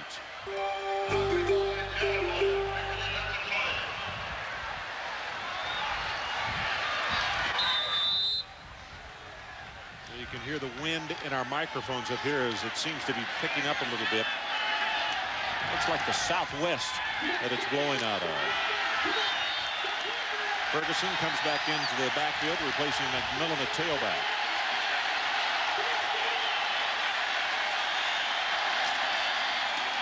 Counter tray, hit in the backfield, and Coward is there. Wilson in the vicinity, and a slow developing play. Goes either side of the football is sometimes hard to work against this kind of well you're right, against the speed defense, and especially with Renard Wilson getting upfield so far. The outside defensive ends, again, let's just watch him here come from the outside. Again, they stop the counter because they're able to get up the field. You see Wilson take on the block of the guard, now force it outside to Court, number 56. That's exactly what they wanted to do. So it's third down, and they need the 32-yard line. You almost think 2 downs here, Ron, because you're run out of here if you don't get points this time. 3-step drop, going to go up on top. And incomplete. Chambers caught it out of bounds, or couldn't hold on to it out of bounds. I think you go for it here on 4th down. You got to get something happen here. Positive for you. That was the same type of play there that is a 2-deep coverage as that Andre Cooper scored on. Good coverage right here. Byron Capers, number 23. And for those of you who said, well, he was face masking, you actually can do that in college. You just can't bump him until the ball gets yours. 4th down. Crowd is standing. Got it. Complete. Yatil Green at the 21-yard line. Got to get those chains moving. They were 0 for 8 in 3rd downs in that first half, and they've got to have something positive happening. Ryan Clement with a very good throw here to Yatil Green. And Butch Davis just challenging his football team. He knows he's still got a long season to go here. And the Big East is winnable yet if they can get back in that race. So he needs good things to happen for his quarterback and his football team tonight to build on. We go back to the 2-back set. Derek Harris, the fullback. McMillan in a tailback. And Mack will take it into the boundary. And boy, he gets tagged and tagged again. Hamlet, the first man there to get to him, and they're going to give him progress to the 19. Got a good block from Derek Harris, the fullback, who hardly ever carries the ball from Miami. Coming into the night, he hadn't had a carry as the starting fullback, but he's a former linebacker, former tight end. And he's there for one purpose, to block for that tailback. I think this is Daphnis, the tight end, who is injured on the play. He's up, hobbles off the field.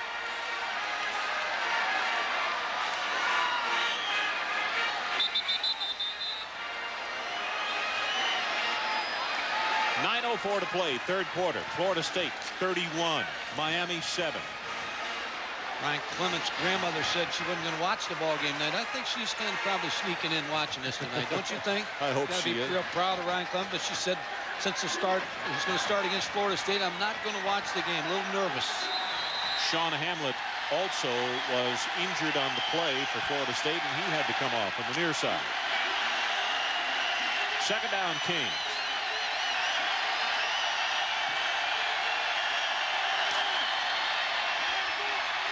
Gets this one off quickly, and because of the hit, the ball comes loose. Robert Hammond put the wood on Chris C. Jones, and let's check with Mike Tirico on the baseball playoffs. Mike?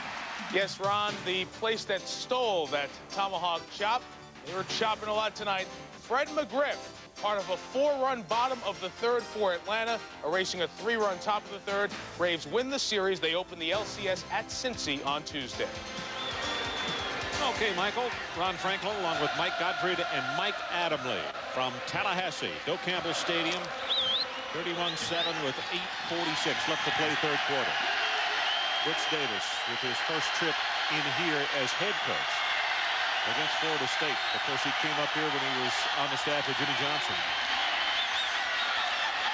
Incomplete. Now here's a flag late, but not down in the secondary. It is behind the quarterback. The referee threw this one. Might get James Cozy for hitting the quarterback a little bit late. Personal foul, roughing the passer on the defense.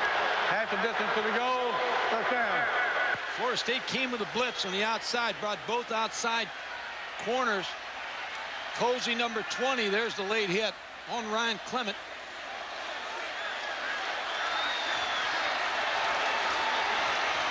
Well, the officials are going to keep a real close eye on this one. We can't let it get out of hand. And that's the reason that Terry Monk threw that flag just now, because right at the end of the first half, it got real volatile. And now a timeout has been called, and Florida State calls it. We'll take the break. We'll be right back.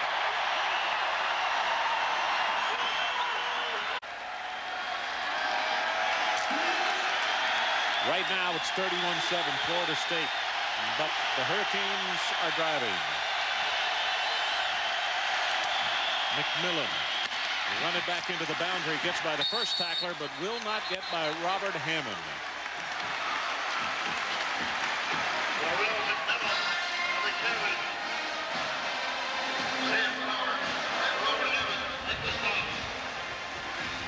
Florida State jumped into a 5-3 defense, an 8-man front, trying to stop McMillan on the run. Good, very good pursuit out of the secondary, and that Robert Hammond, number 6, with the tackle. You can see Cannell Spain coming in and bumping into Hammond. He was there to help him. Ferguson back in the ballgame at tailback. He gets the handoff. Boy, just another of many hits, both sides of the football tonight. Julian Pittman, number 95. He's out of Niceville. He was another of the youngsters that was very concerned about his family. That's down in the area where the storm came through. And Florida State has a player shaken up.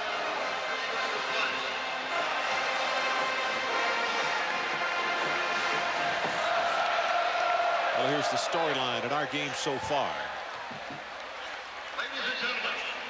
Cannell and Dunn, it's been their night.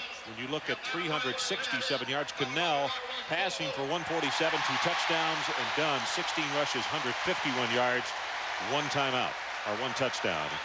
And they've just said a timeout, so let's take it. 8:19 left in the third. The 8.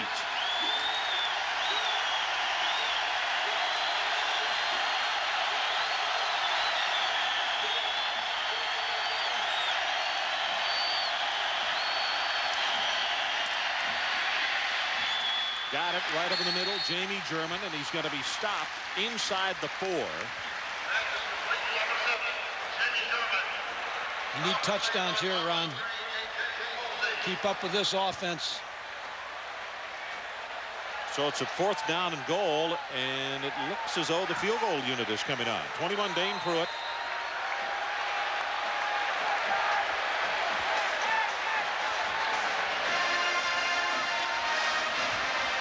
Ball is going to be put down at the 10-yard line, and Butch Davis will go for the field goal with a 4th down and goal from the 3.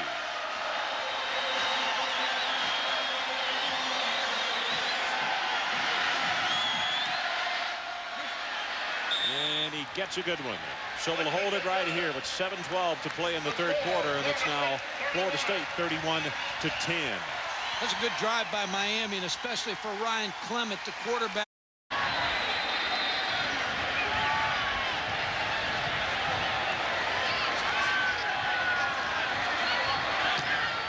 He kicks it away, and because of the wind, Preston able to nestle under this one at the 3.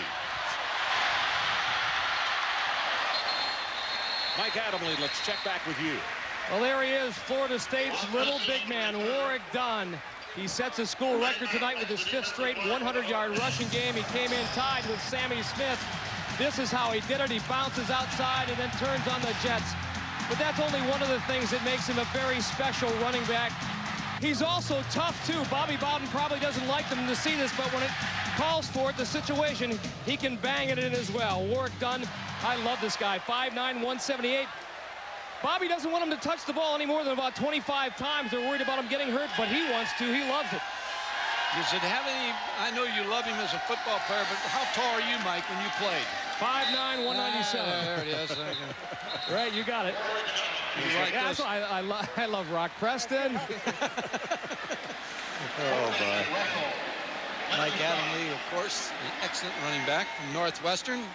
Yeah, I started to say that's for all the folks who went to Northwestern and Mike Adamle. My phone rang just as that ball game was official, and I picked it up and said, "Hi, Mike, how are you?" Either him or Adrian Karsten, right? Yeah, and I knew that Adrian was there doing the game, so he wasn't calling yet. Hubert Williams with the carry, and Denny Fortney comes up to make the stop. You know, back to Warrick, and talking with him on the practice field the other day, this young man, the really important thing to him, he obviously wants to be a good football player, and he is that, but his books are really important to him as well, and he's gone to summer school every year so that he can stay ahead, and he told me he's taking 17 hours this semester. Computer science major. 5, 10, 15, 20, off to the races again. And finally pushed out of bounds down here at the 36-yard line. Tremaine Mack, the first man to get to him. He had a 43 a minute ago. Now he rattles off a 37. Well, Mike Adamle's favorite running back here, Warrick Dunn's going to pop again. Gets a good block from Aaron Deli on number 7, the wide receiver, and into the secondary again. Well, Rock Preston gives him a breather, but they go with Williams, and he takes it straight ahead for 3, maybe 4. Lang there to wrap him up. Ron, Florida State had a special meeting after 2-a-days this year, and their offense said, we want to break all the offensive records of the 1993 national champs. They want to average 46 points a game and 550 yards of offense. And there's the comparison, and they're on track tonight. Preston.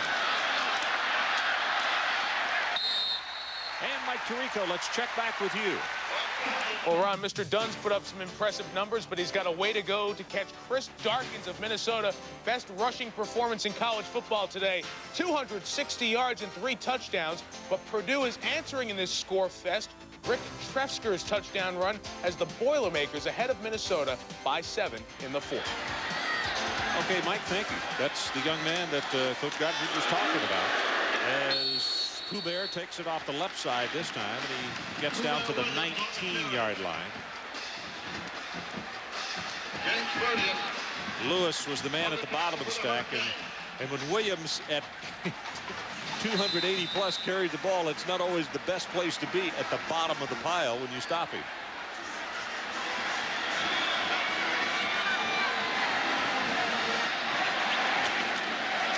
Preston hit in the backfield. That's a nice job by Fortney, number 99. This is what I was talking about a little while ago when we were talking about going for 3 or 7, because this team's so explosive on offense that they're right back knocking on the door again for 7, or they can negate your 3 real quick if they make the field goal. So tough to settle for field goals against this team. Swings it out to Preston and knocked down by Kenny Holmes at the line of scrimmage. Kenny Holmes has really had a good evening tonight for Miami's defense. Really set himself up to help this defense with some good plays, good pass rush, and hands up right here deflecting the Danny Cannell pass. So it means Bentley will come on to attempt. Let's see, Cannell is going to put it down at the just short of the 30-yard line, so let's call it a 40-yard attempt. Miami needs a block here big time. And Miami has called a timeout, so we'll take it with them. 4:09 left to play, 3rd quarter. Ladies and gentlemen, it's time to pull out your try.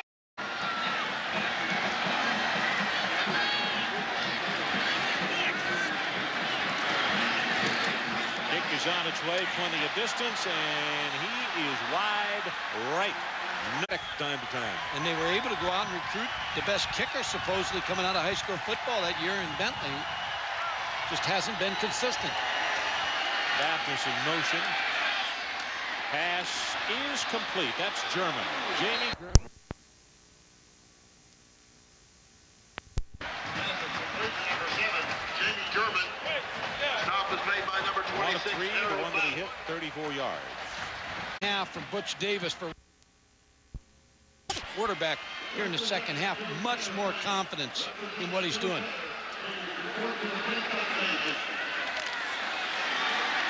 McMillan has seen a lot of action tonight. He's back in the ball game now.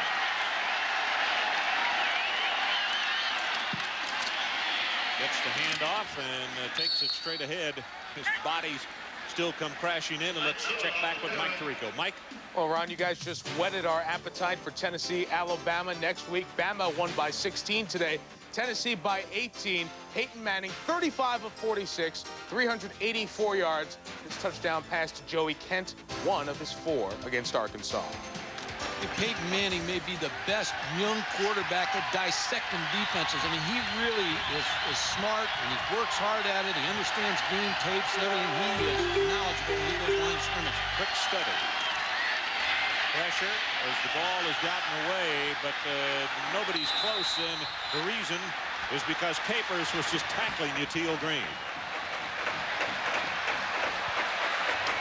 Wadsworth is the man who was coming after Clement and put him to the ground just as he threw it. See the pressure from the left side on Ryan Clement.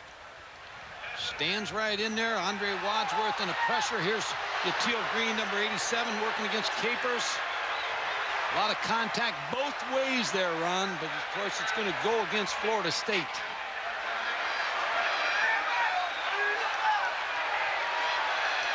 So the penalty puts it at the 43-yard line, the 43 of Florida State.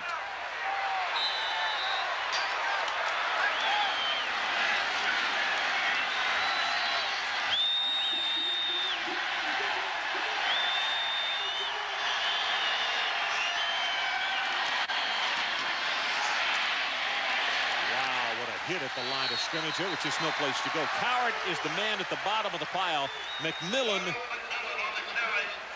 hit very hard, and all of a sudden was going the other direction. Just not any movement in the offensive line on the Miami defense. You see McMillan get the handoff, but there's no place to run. He just runs into the pile of his offensive lineman, Curlin Blaze, number 79, who gets stood up by Orpheus Roy.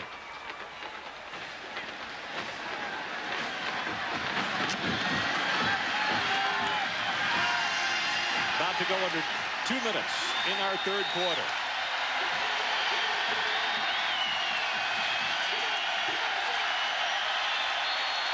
He didn't get the play off. Nope, sure didn't. You could see that 25-second clock going down. And from the pattern that was run, Chambers was going to go on a post. Dead ball foul, delay of game on the offense. Remains second down. We're seeing a different quarterback in this second half. Here's your quarterback of the future of Miami right now. We'll maybe get a look at Scott Covington maybe in the fourth quarter, but Ryan Clement is going to take him through that Big East schedule.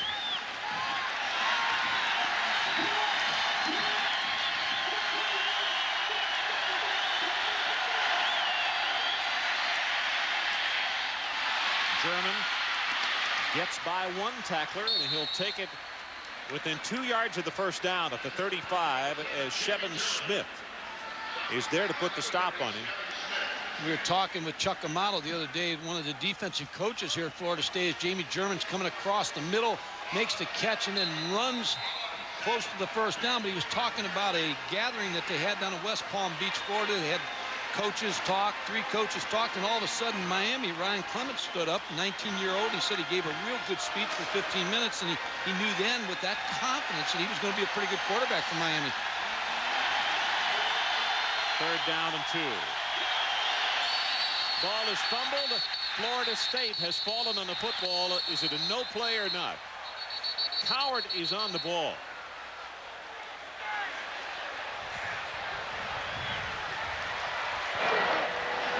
Dead ball foul against the offense. False snap. It'll remain 3rd down. Looked like some movement in Florida State's defensive line. They tried to snap the ball. And we're moving.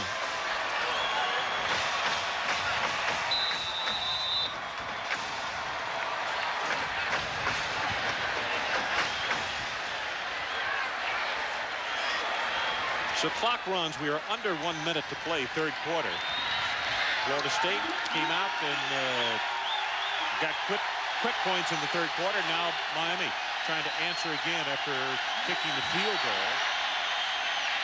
Clement, near side, intercepted, but it's out of bounds. Samari Roll came down with it, but he was well beyond the side boundary.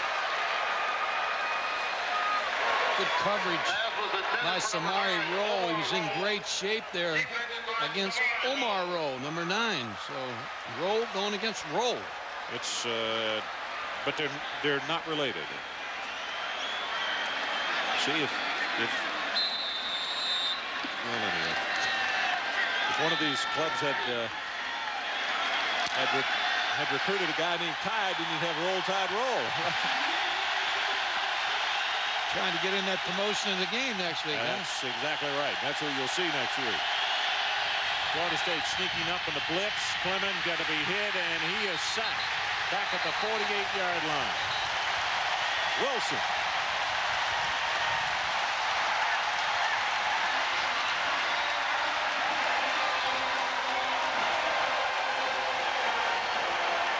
Canal Spain was so excited he threw his own teammate down. And there's Mickey right in the middle of it. Mickey Andrews, the defensive coordinator. Bernard Wilson again getting a good start. Goes inside to get a good little movement. Little stun on there with Connell Spain, and he came outside. Bernard Wilson went inside, was not blocked, got right to Ryan Clement. You also could see that actually quarterback kind of ran into the defender as Mercier appeared to have a little bit of a lock on him. Couldn't do it, though. Give Florida State great field position. Preston cuts it back inside. And unless we got a whistle to stop it, that's going to be the last play of the 3rd quarter.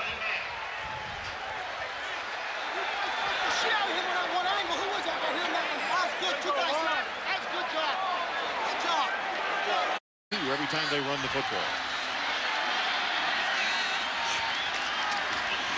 And here's the man who has done the biggest amount of damage, and Dunn, I believe, tripped over his own offensive lineman. Until that carry, Warwick had 18 attempts, 186 for an average of 10.3.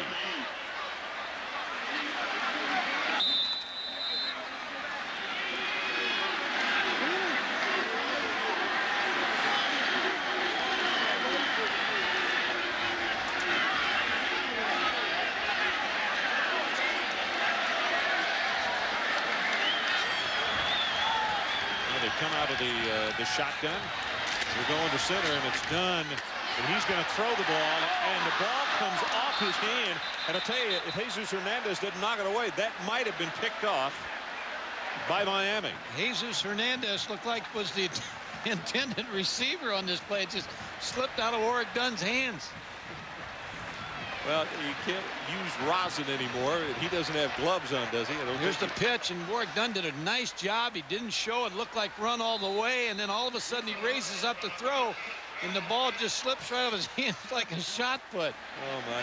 Boy, he doesn't want to see his teammates in team meeting next week.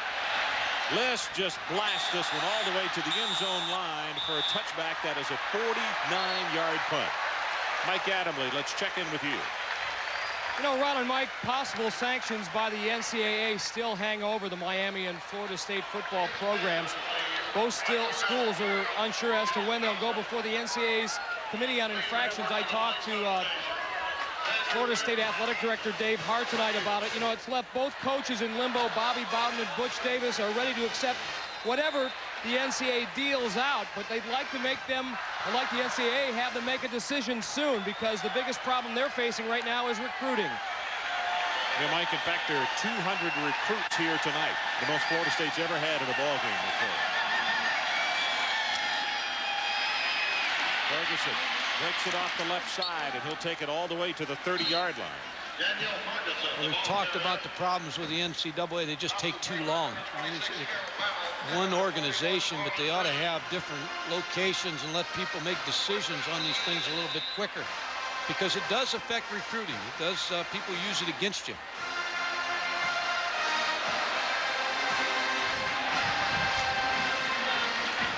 Another gust of wind coming through up here as it continues to pick up.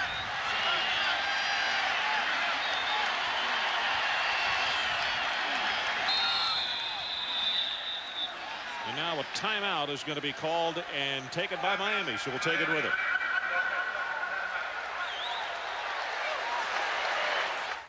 You're cruising at 13,000 feet. Winds are moderate. Miami trailing Florida State with a first down at the 30.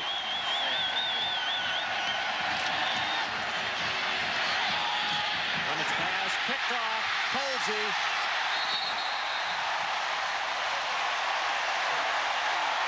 Ron, James Colsey just read that play and just sat in waiting, and not a real strong throw by Ryan Clement. James Colsey just looked at Ryan Clement's eyes, read it. Just watch number 20. He's reading the eyes. Now he goes off the receiver. Now he breaks on the ball. He's right there for the interception. Moved right in front of Omar Rowe for the big pick.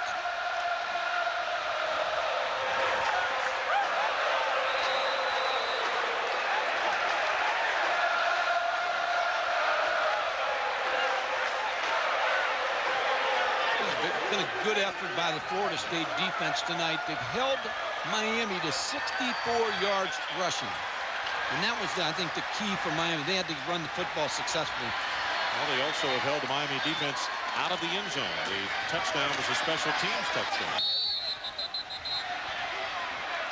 10 of 23 for Ryan, 96 yards, 2 intercepts.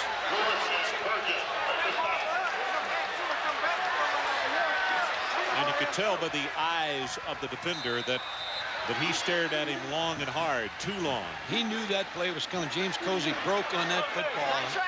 Good interception, good position, good break.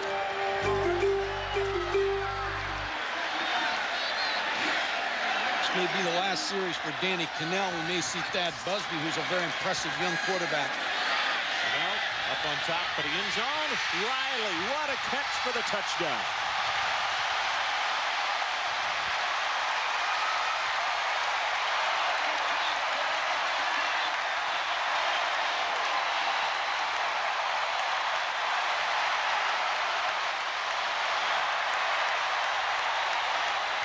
Sometimes when you get benched, Ron, you lose a little confidence also. It can be a wake-up call, but it can also be a lost confidence call.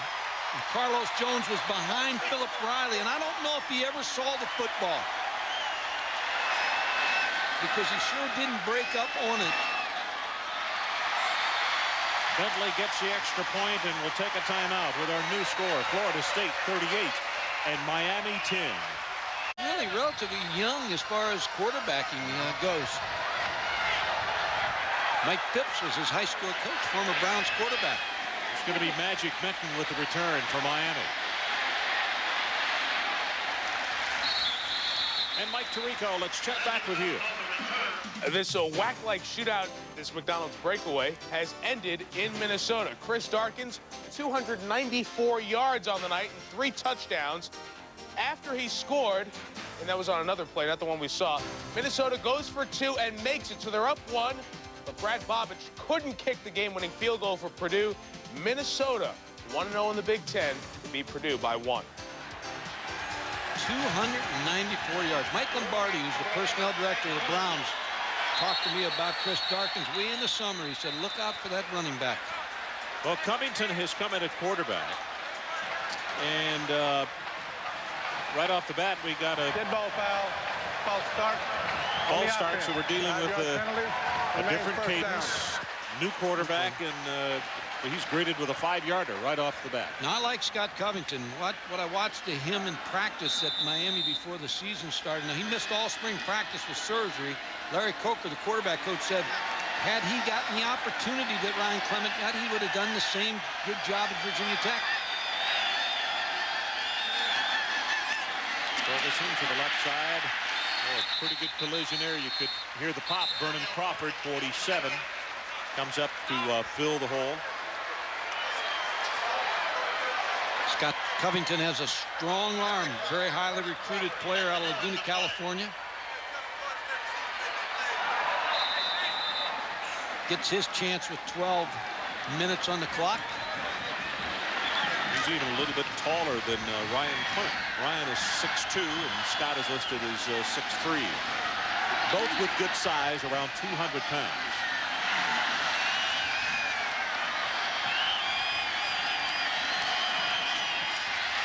See his first pass, lobs it out there just beyond the outstretched hands of Yatil Green. We talked about running backs a little bit ago. Troy Davis, Iowa State, had that good ball game again where he went over 1,000 yards. He's from Miami, Southridge High School. There's so many players in the state of Florida, but his brother was on a pace to break his records in high school and broke his leg down there. So there's a lot of good running backs coming out of that Miami area also. This state has really produced just tons and tons of great football players. And the biggest percentage of 3 really good football teams. And about another 150 go out to other schools scholarship. Draw play with Ferguson, weaves his way, finally caught from behind by Wadsworth. Andre plays behind Cannell Spain, and we've called his number several times since he's come in, and he's only a sophomore. And I would think that we're going to see Thad Busby now, and then you're going to see another impressive quarterback come off that bench for Florida State. I think this guy really, Thad Busby, has a great career, not only here ahead, but he's going to be playing in the NFL someday.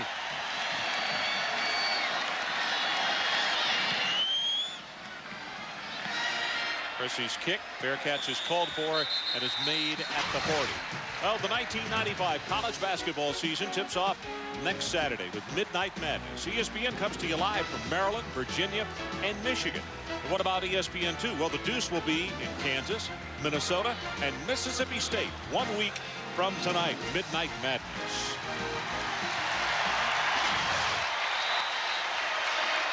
Thad Busby comes in at quarterback. He is out of Pace, Florida, which also is right down in the area where the storm came through earlier this week. You see his numbers.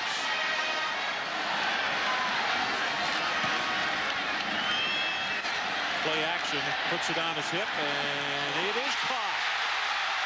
That's Duggins.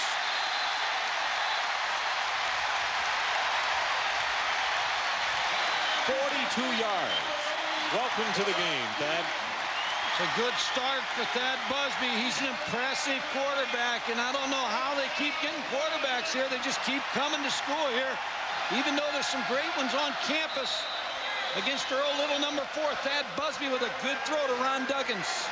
You know what? And they wait their turn. That's the interesting thing about it. You know what Bobby said in the meeting yesterday?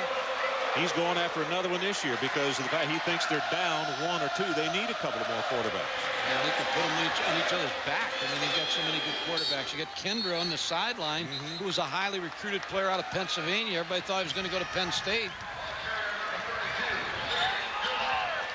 And then here you talk about Dan Kendra, the freshman. He's going to redshirt. They say he could be a linebacker. And then Randy Moss, who was signed in Notre Dame and then ran into a problem. Lou Holtz called Bobby Bowden, told him he thought he should take him, and they're going to bring him in here. He's in here in school right now. Going to be a great wide receiver for Florida State. Not going to play this year. Mike, the coaches say they are redshirting 3 wide receivers that are as good as any they've ever had here. So looks like the production line continues.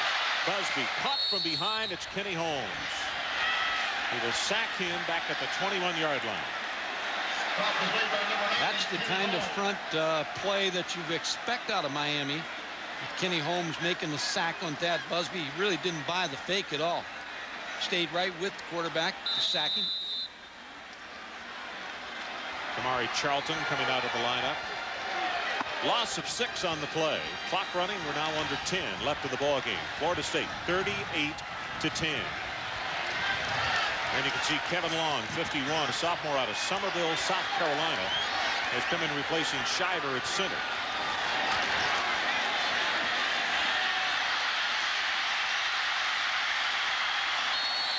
to the 16. Burgess will trip him up. And it's going to be 4th down. And Bentley will come on, and the crowd doesn't agree. They'd like to score as many as they can on Miami. Well, there's not a lot of love lost. Either way, Miami to Florida State, or Florida State to Miami. You'd hear the same reaction if we were in the Orange Bowl and the shoe was on the other foot. And that other school in the middle down there, they have the same reaction. They'd like to let them have it. Let's see if Bentley can go to 2 of 4, and he does. Right down Pensacola Avenue on that one. Let's take a break. 38-10, Seminoles. So they have had a lot of success. Going to be Magic Benton on the run at the 12.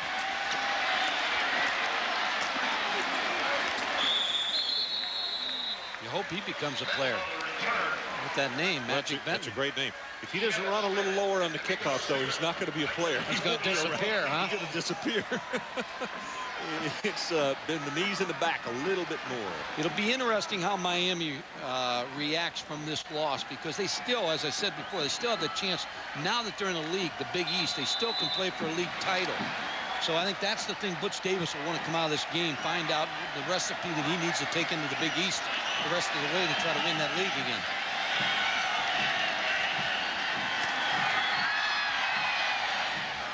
Covington's pass, and it's dropped. Trent Jones hit him right in the side, and he just dropped it. Now the remaining schedule, Mike. Yeah, they've got a schedule that they can win some ball games there. There's no dominating football team on the remaining schedule. So they still have a chance, even though they've got a loss in the league at Virginia Tech. It's the league gets wide open. A lot of competitive teams in the East, Big East.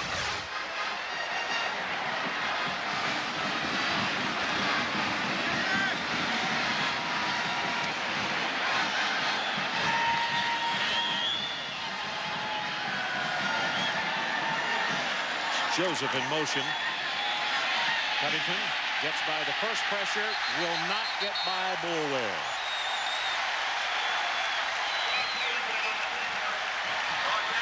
Four sacks by Florida State tonight. Boulware is really impressive because he's a very good pass rusher. They like him in pass situations because he really has a quick start out of his stance. He really moves. Number 58 being blocked here by Jay Johnson. Number 74 just gets by him and then takes Scott Covington to the ground. Third down. Line to make is the 35-yard line.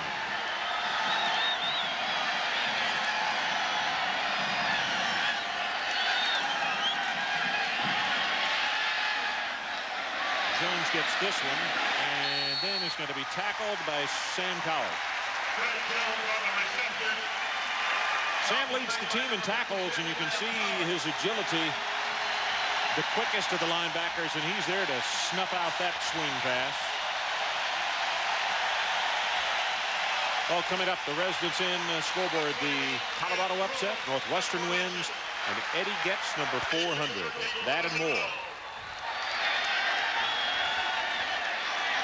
This is Pruitt punting this time instead of Chrissy, and boy, this is not very pretty, but at the 41, Feaster is tackled immediately, and let's check in with Mike Adamley. Mike? Well, Ron and Mike, all night long we have talked about the great athletic talent on the field tonight, but how about the unsung heroes, our centers of attention like Casey Jones and Clay Shiver of Florida State. Clay is so smart, he makes all the line calls. A great blocker, Danny Cannell, even lets him watch films with him. And Casey Jones, he'll play on Sunday afternoons, likens himself to Mark Stepnowski, and he pass blocks like a maniac. But Clay Shiver, this guy is a quarterback trapped in a center's body. It's something he wanted to do all of his life, but hasn't had a chance. Maybe the way the game's going, Bobby Bowden will put him behind another center. You know, Mike, it's interesting that Casey likens himself, or he likes to watch Stepnowski, because Shiver told me yesterday the same thing, and I think it's probably because Stepnowski is a little bit undersized compared to some of the centers in the league, and both of these guys are comparable in size. Shiver's about 6'2", 270. Casey is 6'2", 257. But they are both very, very good young prospects for the NFL. Draw play, and it's going to be Feaster. Feaster is a freshman out of Rock Hill, South Carolina. Yeah, he was the player of the year in South Carolina, and a big recruiting battle in Florida State ended up with him. And the coaches are real impressed with his quickness. They say he's just like Warwick Dunn. So they really don't lose anything when Warwick Dunn's out of there. Rock Preston's in there. And then you get Feaster on the field. So they've got the same kind of backs. Can't be a tailback here, Mike, and be over 5'9". That's what it looks like, because both Warwick, Rock, and D are all that size. Cookie cutters.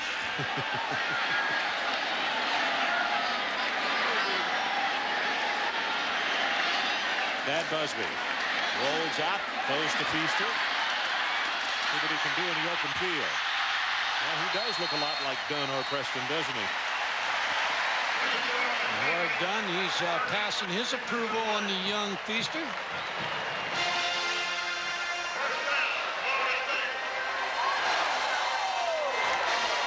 Mike, it's always interesting that as we follow these teams, and we see these kids as freshmen, and then sophomore, junior, and as they move on up the ladder, but particularly looking at Warwick there, this young man I've always thought has been extremely mature because of what he went through at an earlier time in his life, losing his mom, what happened down at Baton Rouge, but he is extremely mature right now as a junior in college.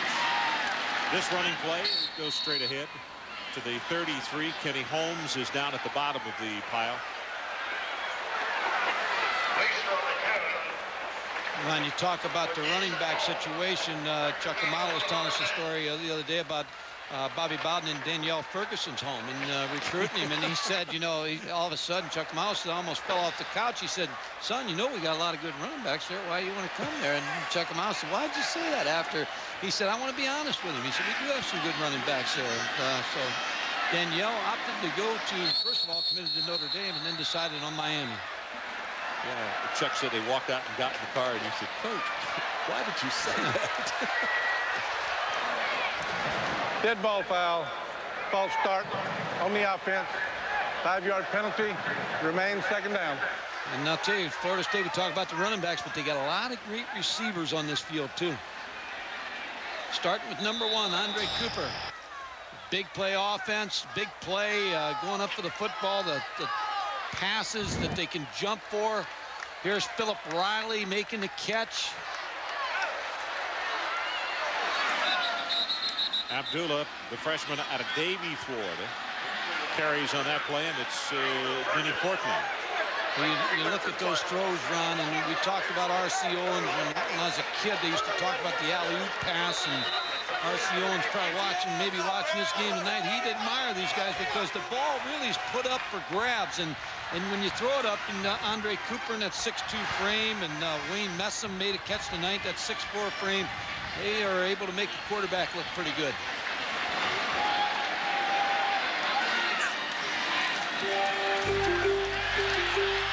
Kenny Holmes will get the sack. Look out, Terry. Terry Monk, the referee, with a smile on his face, and he hops right back up, but he got caught in the melee. Well, Terry, he flies out of Mobile because he's over in Mississippi. He really is a good official and a real likable guy, but I don't think they're going to give Kenny Holmes any more than 1 sack there for taking Terry Monk down, too. Probably officially should say at least 1.5. Terry's probably saying, you know, it's been a long night. I should have been out of the way here, but I kind of fell asleep, was counting my money here a little bit. Well, the umpire got hit earlier. Yeah. He got rolled up. He's okay. This is Benton on the return. ESPN is your home for college football again next Saturday. At 11:30, it starts with College Game Day. 12:30, Penn State takes on Purdue. 3:30 and 7, it scores and highlights. At 7:30, Tennessee marches into Alabama. And at 10:30, we put a period on the day. Next Saturday, of course, Tennessee's had problems with Alabama. I mean, really, that's been one of those kind of games they haven't been able to get over the hump. I thought that was a big win for the Vols today because also Arkansas has been a nemesis for them in recent years.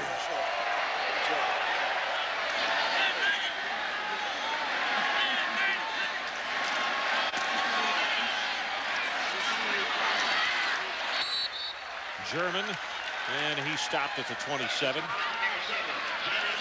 Ron, we talked earlier tonight, Deion Sanders, of course, on, and I thought it was really a great gesture with the equipment manager, what he did.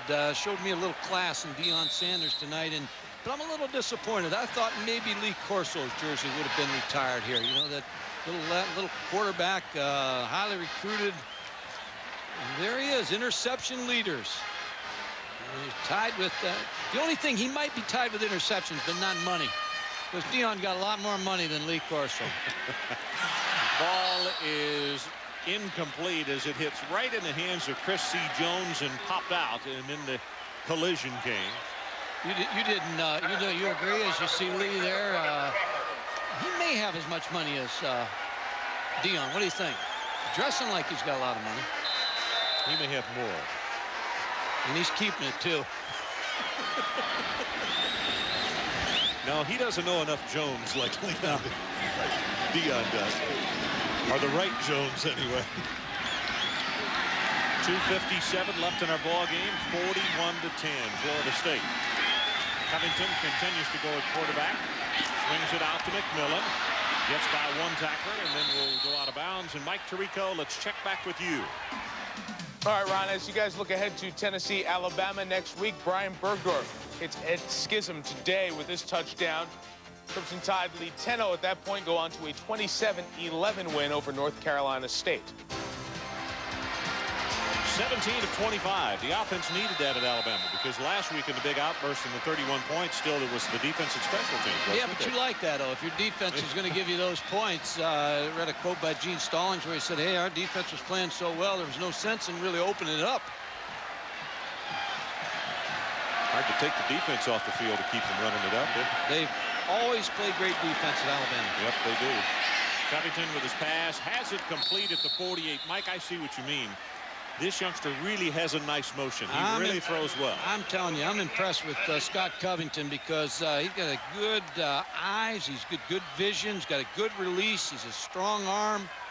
With 6'3" frame. You're going to hear a lot about him down in Miami.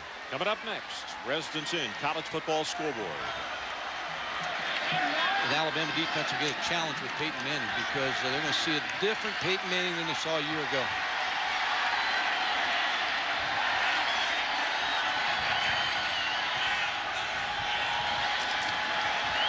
Pressure, and he is knocked down. Andre Wadsworth. Well, we mentioned that he had come in replacing Spains. I mean, he's had a very good night. Chuck Amato likes to roll, the defensive line coach. He likes to roll 8 defensive linemen in the game just for the 4th quarter. So he's got fresh people. Andre Wadsworth, good sack on Scott Covington. Good smart move by Scott Covington. He couldn't get rid of that football. There's no sense in throwing it up. No, good decision just to tuck it and take the sack. It's 5 times Miami quarterbacks have been sacked this evening. Under 2 minutes to play.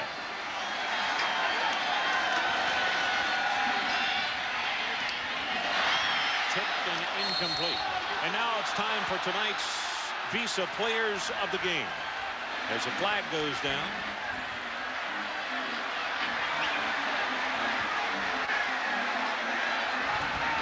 Pass interference on the defense. 5 foul. First down.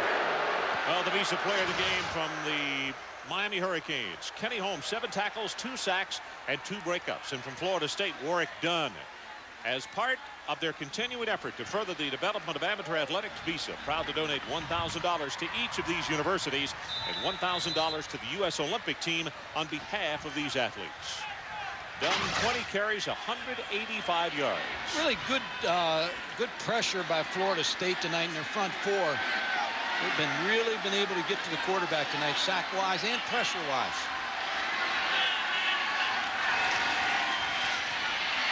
Covington swings it out to Trent Jones. Inside the 45. He lost the football, but the officials are saying he had stepped out of bounds, so the ball was dead.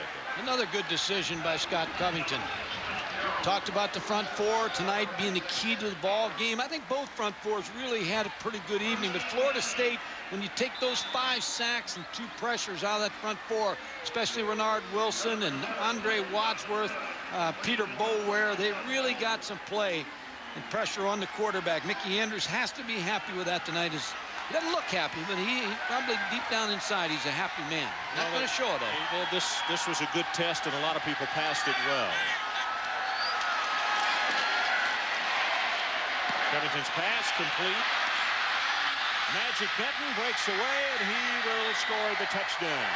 You see what I'm talking about release-wise with Scott Covington? I mean, he really throws a nice football. It's a good release, good wrist action. And our new man, Magic Benton, for the touchdown. The Magic Man. It's a real nice throw by Scott Covington. Holds that ball in there, good zip on it to Magic. And then the Magic getting in the end zone. But again, just another in a long list. You saw how well he ran. This game is never devoid of great athletes, is it? Pruitt with the extra point attempt. He gets it. And with 1:13 showing on the clock, it's now 41-17.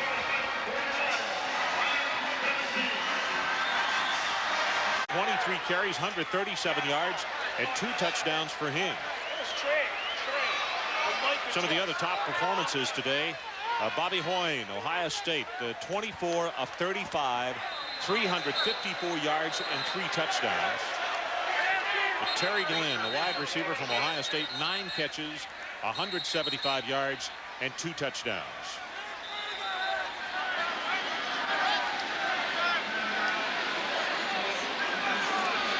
So we have 1:13 left to play. Both teams, special teams, going to the sideline to get last-moment instructions on the onside kick that is about to come as we take a look at Florida State's schedule.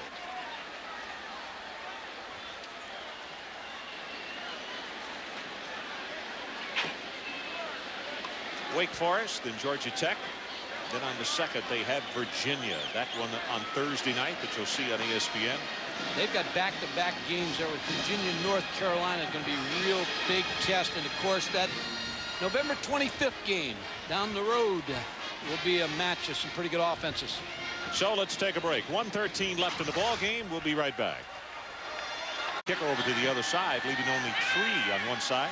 That's a violation. Onside kick is touched and now recovered by Florida State at the 45.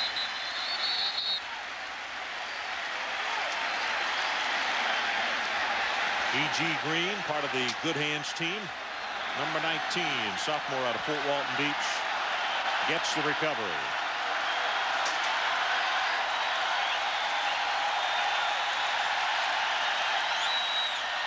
Crowd is standing and cheering as the players on the sideline are turning and waving their hands, trying to get them fired up one more time.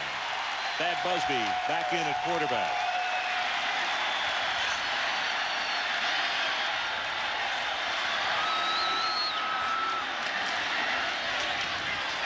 And that's Feaster. Takes it back in toward the boundary. Couple of yards in the play. And I'll tell you, the umpire got run over again, didn't he? This has been a tough night on the officials. Is that the umpire or the... That's the umpire, Ron Clagis. They're going to need the whirlpool after the game.